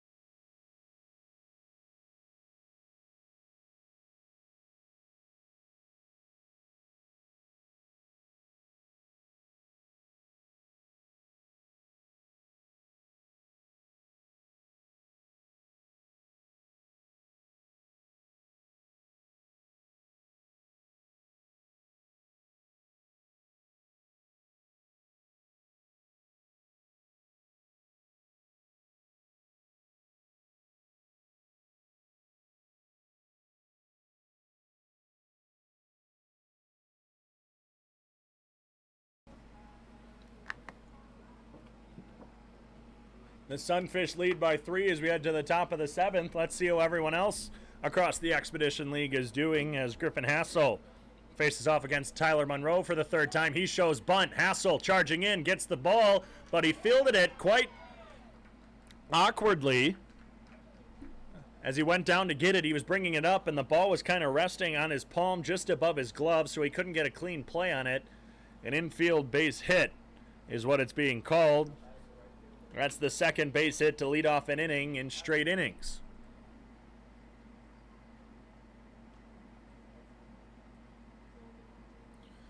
That brings up JT Cafferty, who takes the first pitch into right center field. Coming over is Thompson to make the grab on the run. Back-to-back first pitches, so just 2 here in the 7th inning. And there's a runner on first, but 1 out now as Cafferty took his into right center field into the glove of Gannon Thompson. The lefty James Shimashita, who reached on a fielder's choice back in the 4th after striking out looking in the 2nd, steps up. Takes a changeup just below the knees for a ball. The ball got away from Declan Beers, but he recovered as it just rolled slightly to his right. The Mining City Tommyknockers trail the Badlands Big Sticks in Dickinson 6-3 in the top of the 5th inning. Pickoff attempt at first, no tag. From Spearfish, the Sasquatch and the Western Nebraska Pioneers are scoreless in the top of the 3rd inning, while the Pierre Trappers, after have gone on a 10-game losing streak, pickoff attempt again. Lee Cohn wasn't even near first, so no tag. They lost 10 straight, won back-to-back against the Sunfish before dropping last night's contest 6-5, lead the Wheat City Whiskey Jacks 6-0 in the top of the 4th from Hyde Stadium in Pierre. Curveball hit the outside corner. It's 1 ball, 1 strike now to Shimashita. The game is yet to get underway from Wolf Field in Idaho between the Casper Horseheads and the Canyon County Spuds. This time a curveball misses low in the dirt. It's 2 balls, 1 strike. And from historic Moeller Field in the top of the 2nd inning, the Fremont Moo continuing to struggle. It's 11-4 Sewers Valley Saberdogs over the Fremont Moo in the top of the 2nd inning. The Moo currently on a 5-game losing streak. That matches the Sunfish longest of the season. Here's the 2-1. Fastball just misses high. It's now 3-1. So the Moo, after starting off the season 0-1 against the Sodbusters, won 11 straight, lost a couple more, and well, now they're 16-8. Slider misses on the inside corner, and that's the first walk allowed today by Griffin Hassel. He did hit Omar Jackson in the 6th, but now he has just allowed his first walk of the day, and it's taken until the 7th inning. There's a little bit of motion in the Sunfish bullpen. I don't see anybody warming up, just I think Asante Wilson walking around. We'll see how far Hassel can go. Runners on 1st and 2nd, 1 out. There was a single and then a runner on last inning. This one skyrocketed. Shallow right field. That's in the Bermuda Triangle, but Gannon Thompson closes in the triangle and makes the catch. He's been busy this inning. His 2nd catch of the day. Of the inning, excuse me. 3rd of the day. And now with 2 away and runners on 1st and 2nd, it's Cameron McClure. Justin McGuigan now 0 for 3 on that flyout. With the first half of the season winding down, this has been the worst time for the Fremont Moo to cool off. They've lost 5 straight, started off the season 16-3, now 16-8, tied for 2nd in the Clark division. First pitch curveball, low and away, blocked by Declan Beers, puts the count at 1-0. And while the Fremont Moo got ice cold, the Western Nebraska Pioneers got hot, hot, hot. They've won 10 straight, bringing them up to 21-5, and, well, almost the clear favorites to take the Clark division in the first half. Fastball misses high again. It's 2 balls, no strikes. With 6:14 remaining in the 2nd quarter, the Bucks lead by 10 over the Hawks. 2 balls, no strikes, 2 outs in the top of the 7th inning. Sunfish lead by 3. Runners on 1st and 2nd. Hassel checks back at 2nd, and time is called right before he started pitching. 78-mile-an-hour slider. It would have missed low and away, it looked like. So a good throwaway pitch there by Hassel as time was called.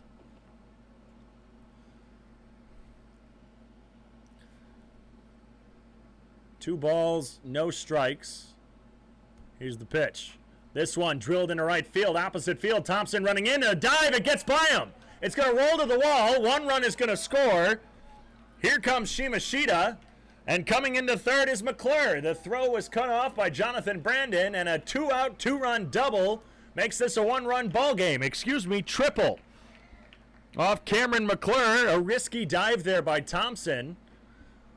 I think the ball actually would have really rolled to the wall no matter what, as Thompson had a strong angle on it. He was just a bit too slow to get to it. And on a 2-ball, no-strike count, Cameron McClure clears the bases and makes it just a 1-run ball game in the 7th. We're back to the top of the order. Lefty Omar Jackson takes a changeup high. It's 1 ball, no strikes. So now 2 runs off 5 hits, 2 errors for the Hastings Sodbusters, while it's 3 runs off 6 hits for the Sioux Falls Sunfish. Breaking pitch swung on and missed by Jackson evens the count at 1. So after pitching scoreless baseball through 6 and allowing 2 runners on in the 6th but getting out of the jam, Griffin Hassel down to just 1 more out in the 7th with 2 runners on, allows a 2-out triple. Here's the 1-1. Curveball hits the outside corner for strike 2.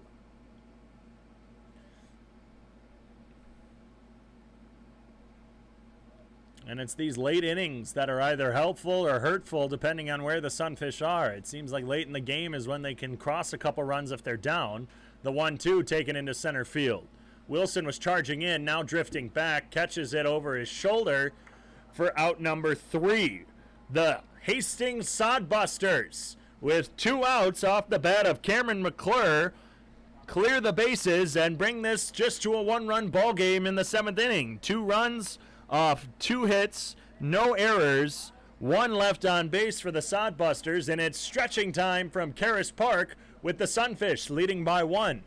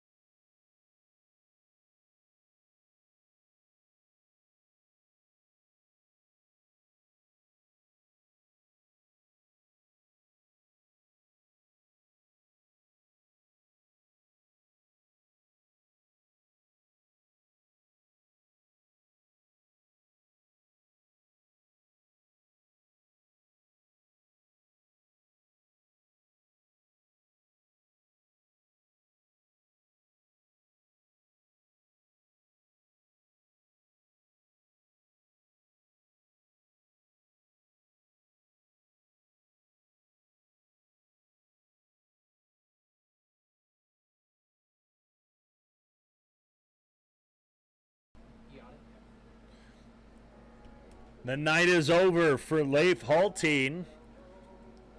He just made it through 6, couldn't go back-to-back 7-inning games. In 6 innings, he allowed 3 runs, only 2 of them earned, off 6 hits, 1 walk, 3 strikeouts against the Sioux Falls Sunfish. And a first pitch, an 87-mile-an-hour fastball off the hand of the relief pitcher, Manny Herrera from York College. And he calls his home Panama City, Panama. He's ahead 0-1 on Tanner Wilson, but the slider, a lot of movement on that one. That's probably one of the nastiest sliders I've seen all season. 75 on the radar gun. Herrera, he's got some zip behind his pitches. 6.88 ERA through 10 games. This time another slider hits the outside corner. It's now 1-2 to Tanner Wilson. Grounded into a double play and a fielder's choice his last 2 times up. The 1-2. Grounds this one to third. Matson over to first in time for out number 1.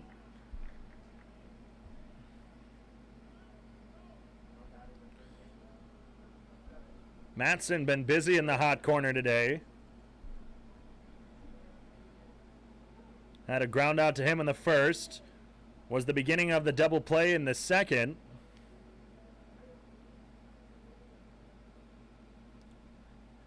Had a fielder's choice in the 5th, and Now the ground out in the 7th as a first pitch breaking ball almost hits Dane Frazier on the shoulder. It just misses inside. Just on the TV on TNT, it looks like Wisconsin quarterback legend Russell Wilson's at the Pfizer Forum for the Bucks game. Grounder, shortstop, Dawson picks it up, fires over to first, and gets Frazier in time. It looked like he might have even pulled his foot off the base a bit too quickly. No one complaining. It's just my eyes playing tricks on me. So a 5-3 putout, now a 6-3 putout to kick off the bottom of the 7th inning.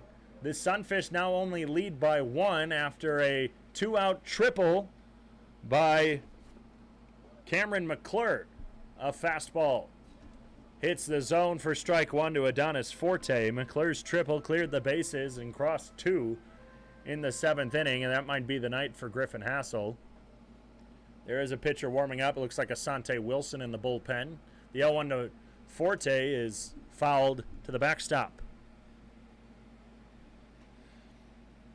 Forte 0 for 2 after flying out and reaching on an error.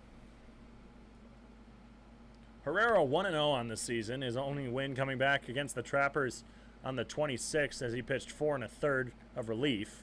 And Forte chases a breaking ball outside. A very, I don't know if he wants to call that defensive or if he was just fooled by the pitch.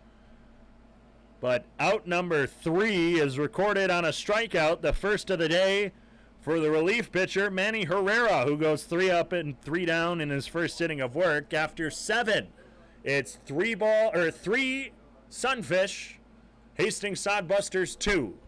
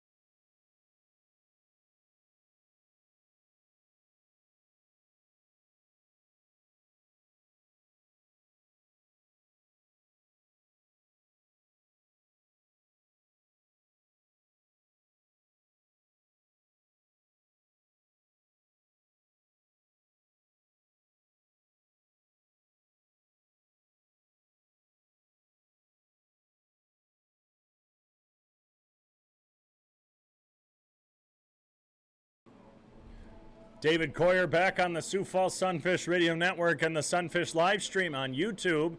And Karras Park, home of Ronken Field, and Griffin Hassel will just tie his season high in strikeouts with 7 and tie his longest outing with 7 innings as well, as his day has come to an end after allowing a 2-run triple in the top of the 7th. You have to wonder if Walker Bullington was planning on keeping him in if he went scoreless.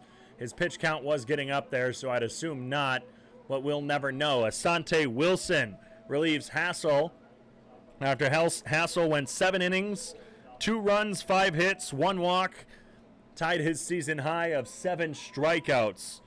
A heck of a night, back-to-back dynamite performances by Griffin, but it's Asante Wilson's turn. In 2 1/3 innings pitched this season, He has an ERA of 34.71, but don't let that fool you. I think he's starting to find his mojo. An early bunt shown by Cole Dawson, who leads this one off. He missed it for strike one. Wilson in his 3 games, he started his first appearance, just went 1 inning that time, allowing 7 runs off 4 hits against the Wheat City Whiskey Jacks. And through his 3 games, he's improved each time out. A check swing. Yes, he went, says Sam Barrett, as the ball got away from Declan Beers. Beers didn't see the called strike and asked for the appeal down to first, assuming that Barrett wasn't sure. But Barrett had already called it a strike. It's now no balls, 2 strikes to Dawson, who's 0 for 3 on the day. Here's the 0-2. It hits him.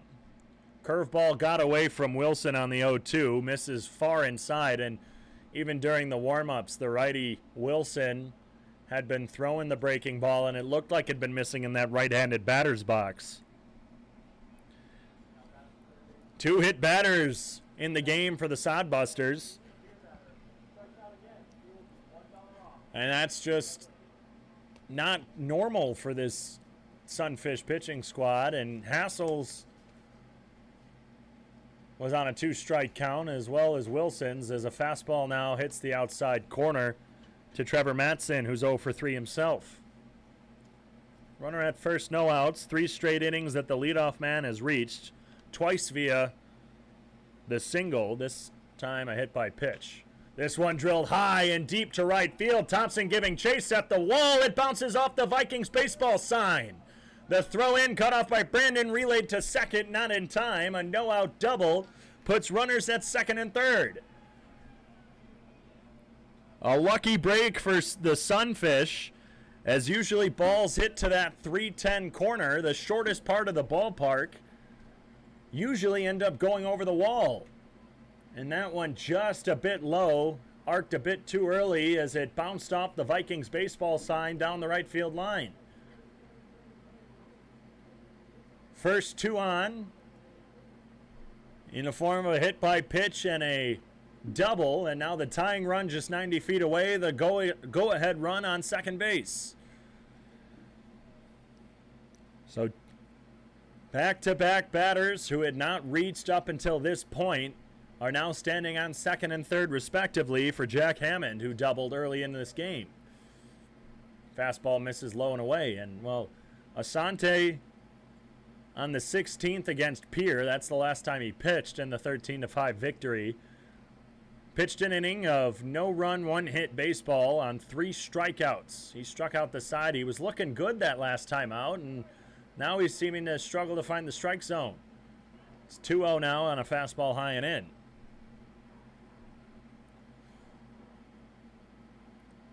He got ahead of Dawson 0-2 and tried going with the curveball that got away from him, missed far inside, that hit Dawson. Here's the 2-0. Hit high down the right field line, but hooking just foul, just bounces, almost bounces into the Sunfish bullpen.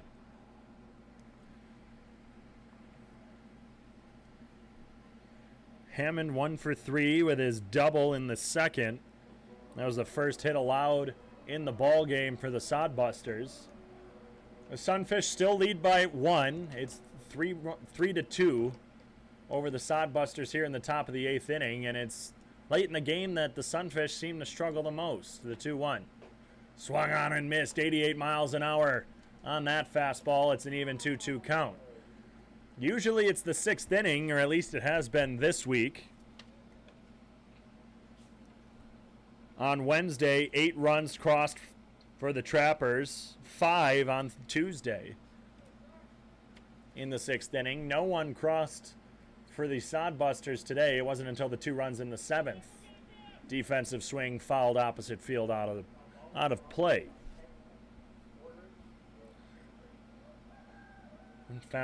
Foul ball, excuse me, brought to you by Keg Chicken. Order it, eat it, crave it. The Sabre Dogs put one more on the board over the Moo. It's 12-4. Now in the top of the 3rd from Moeller Field. The 2-2. Curveball blocked by Beers in the dirt. He takes his helmet off. But it didn't look like Dawson was trying to test anything. It's now a full count on the breaking pitch. The Whiskey Jacks have put on 3 now in the bottom of the 4th inning from Hyde Stadium. They still trail by 4 to the Trappers. And the Tommyknockers have now made it close against the Badlands Big Sticks in the bottom of the 5th inning from Dakota Community Bank and Trust Ballpark. The Big Sticks only have a 1-run lead. It's 7-6. Pioneers and Sasquatch remain scoreless. Foul to the backstop off the end of the bat of Hammond. He keeps his at-bat alive on the full count. The Bucks really pulling away in the second quarter. The Hawks took game 1 by 3, but the Bucks lead 77-45 with just seconds remaining in the first half. Payoff pitch from Wilson. Grounder sharply past the glove of Norris Mcclure. It's a tie ball game. Here comes the throw or run around third. The throw in not in time as Jack Hammond clears the bases and takes the lead for the Sodbusters for the first time today. We'll see if they give that a single with an advance on the throw. I believe that's what it was. But Jack Hammond with no outs in the 8th inning after Griffin Hassel just allowed 2 through 7 innings. Asante Wilson has allowed 2 through no outs. They are giving Hammond the single, advance on the throw, so a 2 RBI single puts 2 runs across in back-to-back innings. Tyler Monroe fouls 1 out of play. He singled and was one of the 2 that scored in the 7th inning.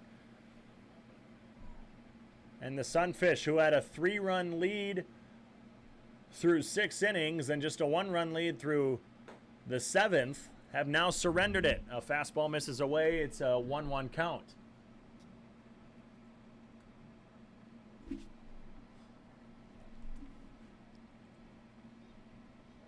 Wilson has now allowed 11 runs this season. He steps off and looks back at second. Close to a balk there was Wilson. He had lifted his knee and turned around just in time before it was a balk. Sunfish pitching has not balked once this season. Here's the 1-1. Fastball misses just inside to Monroe. It almost hit him at the knees. And by hit him at the knees, I mean actually physically hit him in the knees. But the lefty backed up in time. It's 2 balls, 1 strike. Lights are starting to warm up here at Karras Park. About to turn on. This one gets away from Beers. He can't find it. It's rolled to the right. Coming around third is Hammond. He's bussing home. And Beers finally located it, but it's not in time. Declan Beers had absolutely no idea where that one went. It rolled all the way to the right side. I think that's really the first mistake made by Beers all game. Jack Hammond scores all the way from second. It's now a 5-3 ball game in favor of the Sodbusters, who have crossed 3 this inning. 3 balls, 1 strike to Tyler Monroe, who's the 4th batter of the inning. All 3 have now crossed. He fouls 1 to the backstop. It's a full count. 5 unanswered runs by the Sodbusters have now given them a 2-run lead in the 8th inning. And for a Sunfish team that has not been hitting all too well today, this might be hard to come back from. A foul off the end of the bat goes over the football complex. The Sunfish have not recorded a hit since the 5th inning, in which they scored a run. And a 3-up, 3-down inning in the 7th doesn't prove in their favor. Fastball misses away. Stabbed out of the air by Declan Beers, who almost trips on the bat. Left there by Tyler Monroe, as he trots down to first. Tyler Olmstead with an early mound visit. Just 4 batters faced for Asante Wilson, and there's already action in the Sunfish bullpen as they now trail by 2. Through 2 1/3 innings pitched, Asante Wilson has pitched an inning in 2 of his appearances. Made an inning, threw an inning in his first start back on June 1st, but allowed 7 runs that inning. His most recent performance was an inning long, but he struck out the side after allowing just 1 hit. But it was against the Trappers on June 5th in the 5-2 Sunfish loss that Wilson only made it out of the inning getting just 1 out. He couldn't pitch the full inning, so we'll see what he can do today. He's already allowed 3 to cross in the top of the 8th.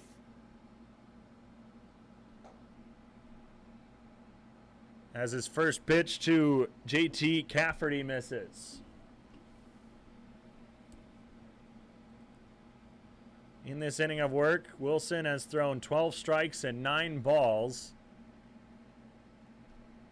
And here's the 1-0. This one lined up the middle, bounces into the glove of Mcclure, tosses it to Jonathan Brandon out of the glove, and they get the lead runner.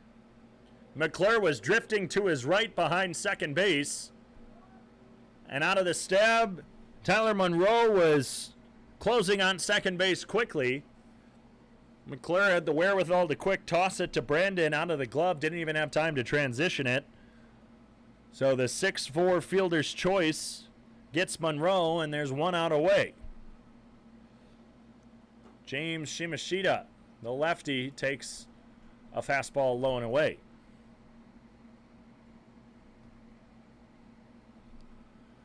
Middle infield playing at double play depth. Lee Cohn covering at first.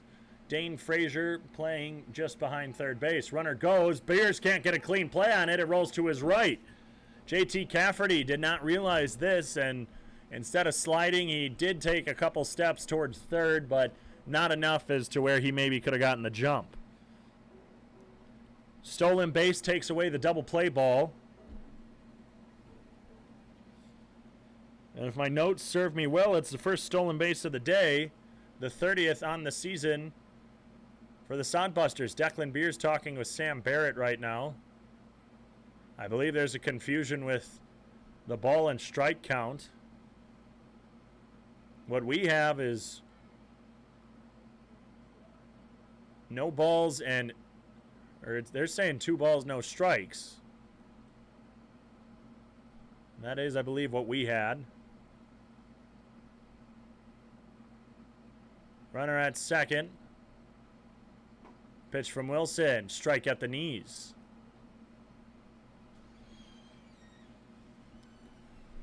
So now the runner at second takes away the double play ball, and it's key stolen bases like this late in the game that really prove fatal for the Sunfish, as usually they're followed up by a key base hit. Fastball misses high. It's 3 balls, 1 strike. 1 out away in the top of the 8th inning. The Sodbusters have crossed 3 to take a 2-run lead over the Sunfish. The 3-1. Swung on, fouled out of play over the third base dugout. Bounces off the football complex into the fencing of Karras Park. A young fan running. He picks it up, doesn't get it up with his glove, has to go down for the bare hand. He holds the ball up high as a souvenir, as a trophy from coming here to Karras Park to watch his team. Payoff pitch. Breaking ball, got him looking at the knees. Shimashita with his second strikeout looking. That's the first of the day for Asante Wilson. Shimashita had tossed his bat as if he had been walked. And now with 2 outs, a runner on second, it's Justin McGuigan, who's 0 for 3, flying out to right back in the 7th inning. Takes the first pitch, high chopper, first base line into the glove of Lee Cohn. He couldn't make the grab. He goes for the tag. I don't know if he made the tag, and Sam Barrett says he did. That was a bold choice, as Lee Cohn was up the line from a running McGuigan. And I think he could have just beaten him out and touched first. Instead, he tried to go for the tag and almost missed. 3 runs cross here in the 8th inning off of 2 hits, no errors, 1 left on base for the Hastings Sodbusters. It's 5-3 as we head to the bottom of the 8th inning from Sioux Falls.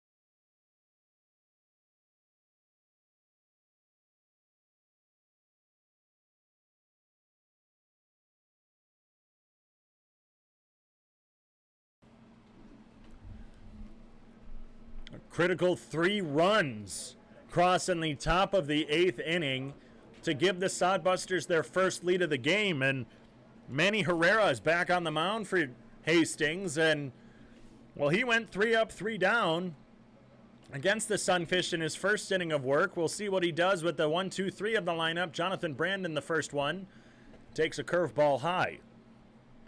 Jonathan Brandon, Declan Beers, Jesus Licone.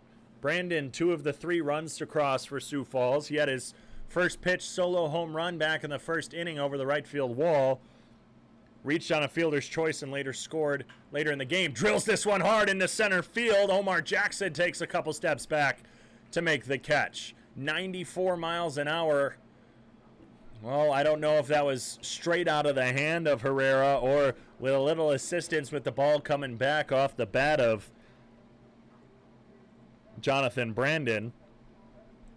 But a quick first out in the 8th inning for Declan Beers now. Beers singled and was caught stealing. Time is called. 1 of 2 runners to be caught. Jonathan Brandon, after it was hit by a pitch in the 3rd, was thrown out trying to swipe second, and Beers was picked off with an early steal. Breaking pitch misses away. And it's base running mistakes, left on base, sometimes just the inability to hit for the Sunfish that put them down like this in some games as a changeup misses outside.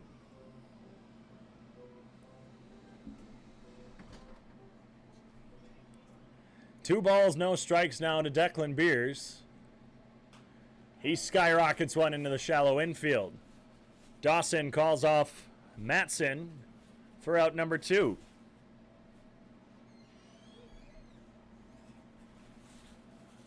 Back-to-back flyouts for Sioux Falls, and Jesus Licone, the 3-hitter, who hasn't gotten on base since his single in the first, takes his first crack at Herrera. Herrera smiling, a big toothy grin on the mound. These two are teammates at York College in Nebraska. Breaking ball misses high to Licone. There's actually a couple guys on this Sodbusters team from York, if I'm not mistaken. Here's the 1-0 from Herrera. A sweeping slider misses low and away. Manny Herrera and Trayton Scully, both pitchers from York, teammates of Licone. Licone grounds one into the glove of Matson. Trevor Matson throws it over to first to James Shimashita for out number 3. 6 up, 6 down for Manny Herrera in his 2 innings of relief. We head to the top of the 9th inning with the Sodbusters leading by 2. We'll see what happens when we return on the Sunfish Radio Network and the Sunfish live stream.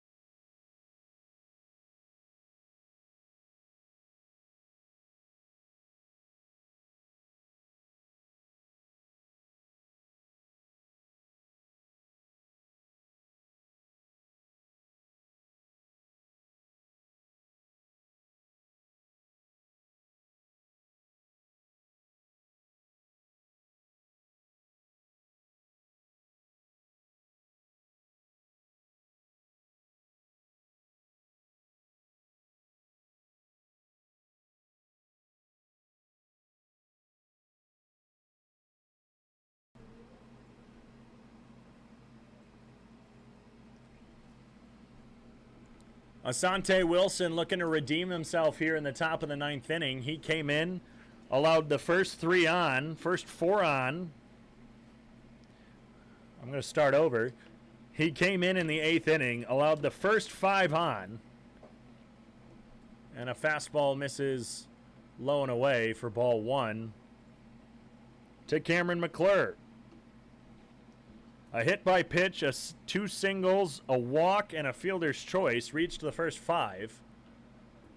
This time, pitch hits the outside corner, 1 ball, 1 strike. The first 3 of those would score. Tyler Monroe was the out on the fielder's choice. And 5 unanswered runs have put the Sodbusters ahead as another curveball from Asante Wilson drills another hitter in the back. That's the same way that Cole Dawson led off the 8th. And Wilson has drilled his second batter of the day. We'll go to the top of the lineup, Omar Jackson, who was one of the 3 Sodbusters hit today. He was hit by Griffin Hassel in the 6th. Later was stranded at second. But now back-to-back innings of leadoff base runners against Asante Wilson as his fastball misses away. And that curveball just hasn't been working for Asante. He had Cole Dawson to an 0-2 count before tossing a curveball straight into his back. Here's the 1-0. Fastball high, 87 on the radar. There is someone tossing in the bullpen. Slightly looks like it might be Nick Cavalier. Or it might be Jacob Lassier as well. 86-mile-an-hour fastball on the outside corner hits. 2 balls, 1 strike. But again, who's ever warming up, it might just be a bullpen. Just to warm them up for a later date. A bunt by Jackson, back to Wilson. He's running over to first. The toss over to Lee Cone in time. Jackson moves over the runner into scoring position. Mcclure now on second.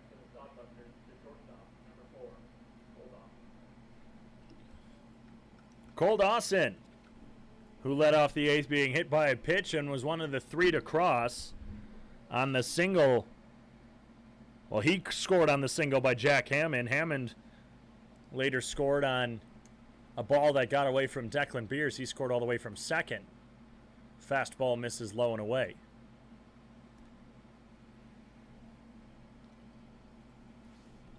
And before reaching on the hit by pitch, Dawson had been retired 3 straight times. He's still 0 for 3.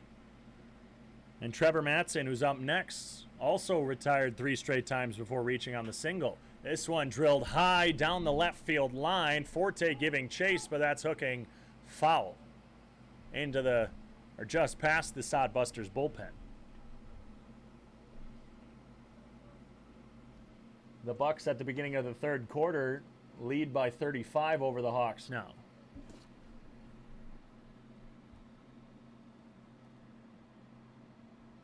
And in the Mississippi State Texas game, they're on commercial, so I can't give you the update then. We'll have to Google it. Pitch from Wilson, 88 on the radar, just misses outside. 2 balls, 1 strike. 5 runs off 7 hits, 2 errors for the Sodbusters through 8 in the 3rd. 3 runs off 6 hits for the Sunfish through 8. 83-mile-an-hour curveball hits the lower outside corner. 2 balls, 2 strikes now with 1 away, runner on second. Dawson has struck out once before today. Here's the 2-2. Fastball at the knees. Got him looking. They're calling it a drop third strike. The ball was thrown back to Wilson, and now it's over to Lee Cone. So a drop third strike. That's the weirdest drop third strike I think I have ever seen.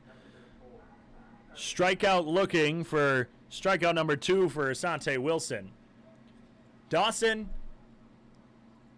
thought it was low. Declan Beers, I think, did as well as he threw it back. Sam Barrett with the late punch out. First pitch swinging, fastball, 89, missed by Trevor Matson. McCole Dawson had the wherewithal to realize, well, wait, Beers dropped it. It was a called third strike. First base is open. The ball is in Asante Wilson's glove. He took off for first. The 0-1, the hat falls off of Wilson on a 91-mile-an-hour fastball on the outside corner. Wilson, a man on a mission now, getting high up in the velocity. No balls, 2 strikes. 2 outs, runner on second. This one drilled high and deep to left field. Forte not even giving chase. An absolute moonshot by Trevor Matson with 2 outs in the top of the 9th inning. Breaks this lead wide open with a 2-run home run. It is now 7-3 Sodbusters off the bat of Trevor Matson.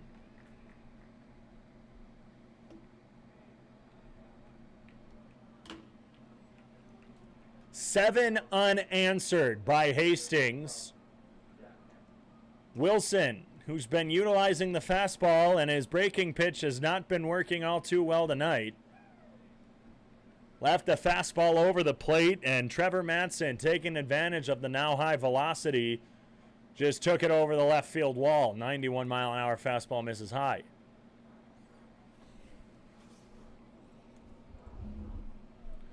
Two outs. Top of the 9th inning.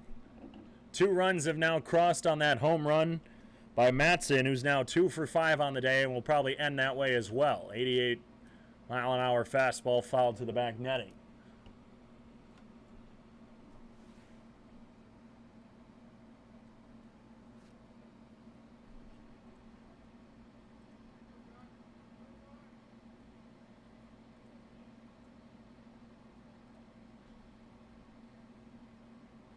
And another fastball, this time drills Hammond in the back. That's the first fastball that has hit a batter. And Asante Wilson hits his 3rd Sodbuster in just 2 innings. And here comes Walker Bullington, and that'll be it for Asante Wilson. 1 2/3 innings. He allows 5 runs.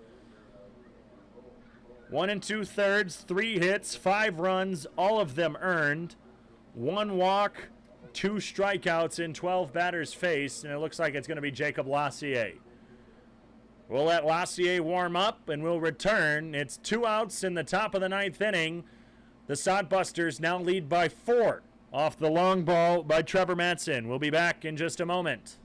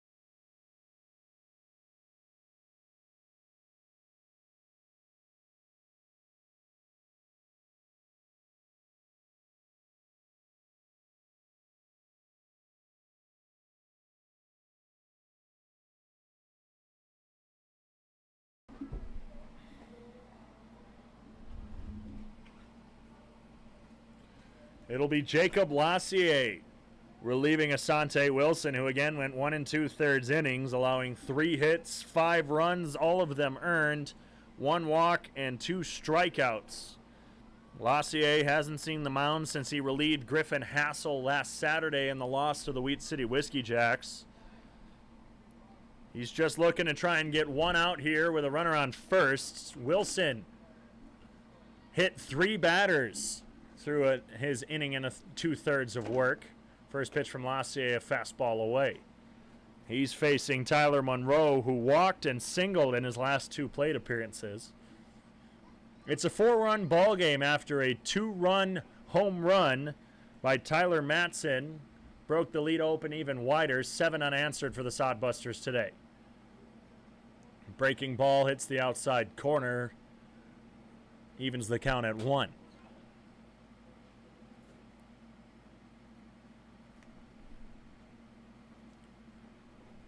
Lassier has 8 2/3 innings of relief this season. He gets one to skyrocket off the bat of Monroe into right field. Trotting in was Thompson, who makes easy work of it. And Jacob Lassier, easy work of Tyler Monroe. But the 2-run home run adds some insurance. 7 unanswered runs for the Sodbusters. They're trying to hold on to their 4-run lead in the bottom of the 9th. The Sunfish have 1 walk-off this season. Can they do it again? We'll see when we return.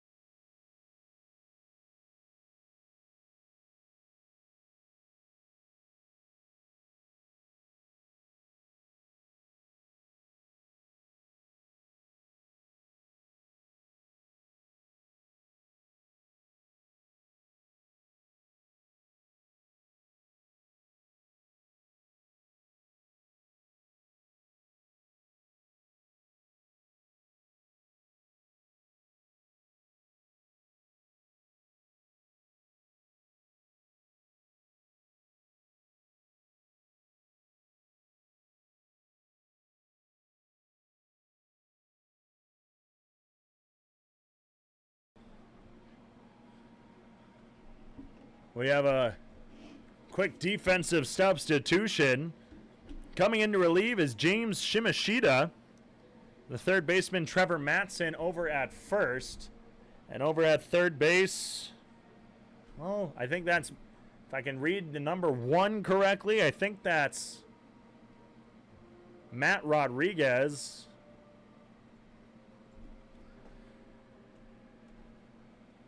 Otherwise, I don't think that would be Jacob Shaw if it's number 7. That's the only defensive substitutions. James Shimashita coming in from first base. This is his first plate appearance, or mound appearance, as he gets Norris Mcclure to swing on a fastball. The Sodbusters have scored 7 unanswered and lead by 4 in the bottom of the 9th inning. McClure takes a curveball inside.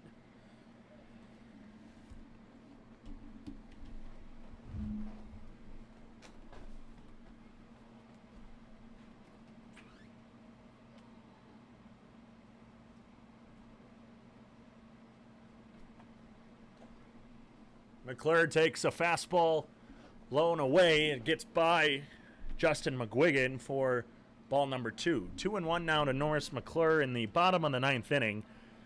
He's 1 for 3 on the day. One of the 3 runs that has scored. The other 2, Jonathan Brandon. Of course, Brandon's solo shot in the bottom of the first inning. Fastball misses in the dirt, scooped out by McGuigan for ball 3. The Longhorns now hold a 1-run lead over the Mississippi State Bulldogs. And the Bucks, well, in the third quarter, it's 92-57 over the Hawks. Make that 92-59. 3 balls, 1 strike to McClure. The 88-mile-an-hour fastball misses low and away. Gets to the backstop from McGuigan, but McClure just taking the slow trot.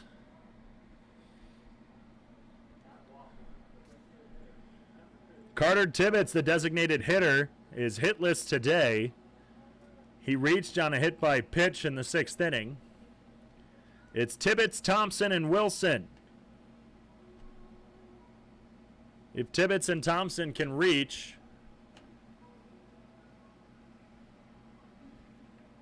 then it'll be Tanner Wilson who would mark the tying run as the Sunfish trail by 4.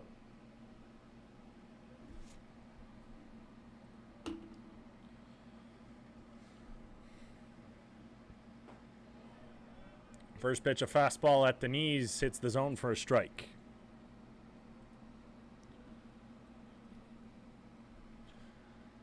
The bottom of the 6th inning, the Badlands Big Sticks lead the Mining City Tommyknockers by 2. This time a curveball hits the outside corner. Tibbetts asking if that hit on the outside. Didn't look like there was a response by Barrett, who I'm told doesn't give too many responses on questions like that. Norris Mcclure at first with no outs. A defensive swing on an 88-mile-an-hour fastball goes to the back netting off the bat of Tibbetts.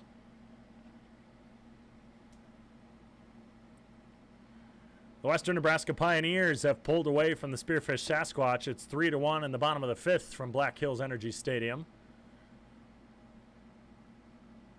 The 0-2. This one grounded up the middle. Dawson to Monroe. Over to first in time. And again, at first base, that's now Trevor Matson. So just like that, Norris Mcclure had gotten on with the leadoff walk, and now there's 2 outs in the 9th off of the double play. The 6-4-3 double play. And it's Gannon Thompson, who is the Sunfish, their last hope.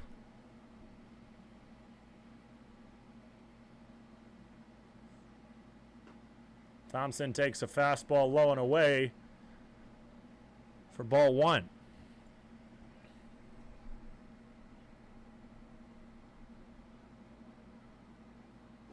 Swings through a fastball this time. It's an even count. And right now, if the Sunfish aren't able to come back, it looks like Asante Wilson will be given the loss. Here's the 1-1. Curveball across the plate gets Thompson looking. He's down to his last strike.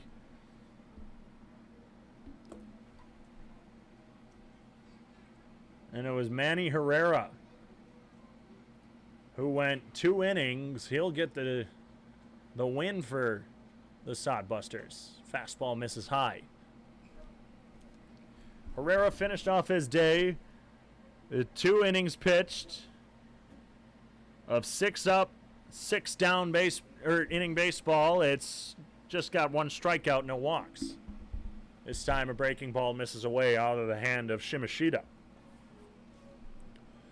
Shimashita, in his first game as a Sodbuster, finished the day reaching on a fielder's choice and a walk, later scored in the 7th, and now he's pitching 1 inning of relief in this 4-run ball game. The 1-2. Swung on and missed, a fastball blown by Thompson. Final time, 9:08 here from Karras Park. The Sunfish back on the losing track after taking 1 against the Trappers. They fall to 11-15, while the Hastings Sodbusters, to my knowledge, improved to 9-16. The Sodbusters, 7 runs off 7 hits, 2 errors, 1, 2, 3, 4, 6, 7 left on base, and the Sunfish, 3 runs off 6 hits, no errors, 1, 2 left on base. That is an all-time low for Sioux Falls, as they only strand 2 this game. Actually 3, correction. Gannon Thompson was left stranded in that inning. 3 left stranded for the Sioux Falls Sunfish. The winning pitcher, Manny Herrera, who came in the 7th inning to relieve Leif Hulteen, who went 6 innings of 6-hit, 3-run baseball. 2 of that was earned, 1 walk, 3 strikeouts. But Manny Herrera gets the win after the Sodbusters score 7 unanswered. The losing pitcher, Asante Wilson. Asante Wilson came in to relieve Griffin Hassel, who had allowed 2 runs just in his last inning of work in the 7th, off 5 hits, 1 walk, tied his season high of 7 strikeouts. But Wilson, in 1 2/3 innings pitched, allowed 3 hits, 5 runs, including the 2-run home run by Trevor Matson, 1 walk, and 2 strikeouts. Again, the Sunfish fall to 11-15 on the season, now 10.5 games behind of Western Nebraska. Might even move to 11.5 if the Pioneers can win. And the Hastings Sodbusters improve to 9-16. Excuse me. Game 2 of this 3-game weekend series tomorrow at 6:35 from Karras Park. The Sunfish fall tonight. Once again, the Sodbusters, 7 unanswered runs off 7 hits, 2 errors, 7 left on base.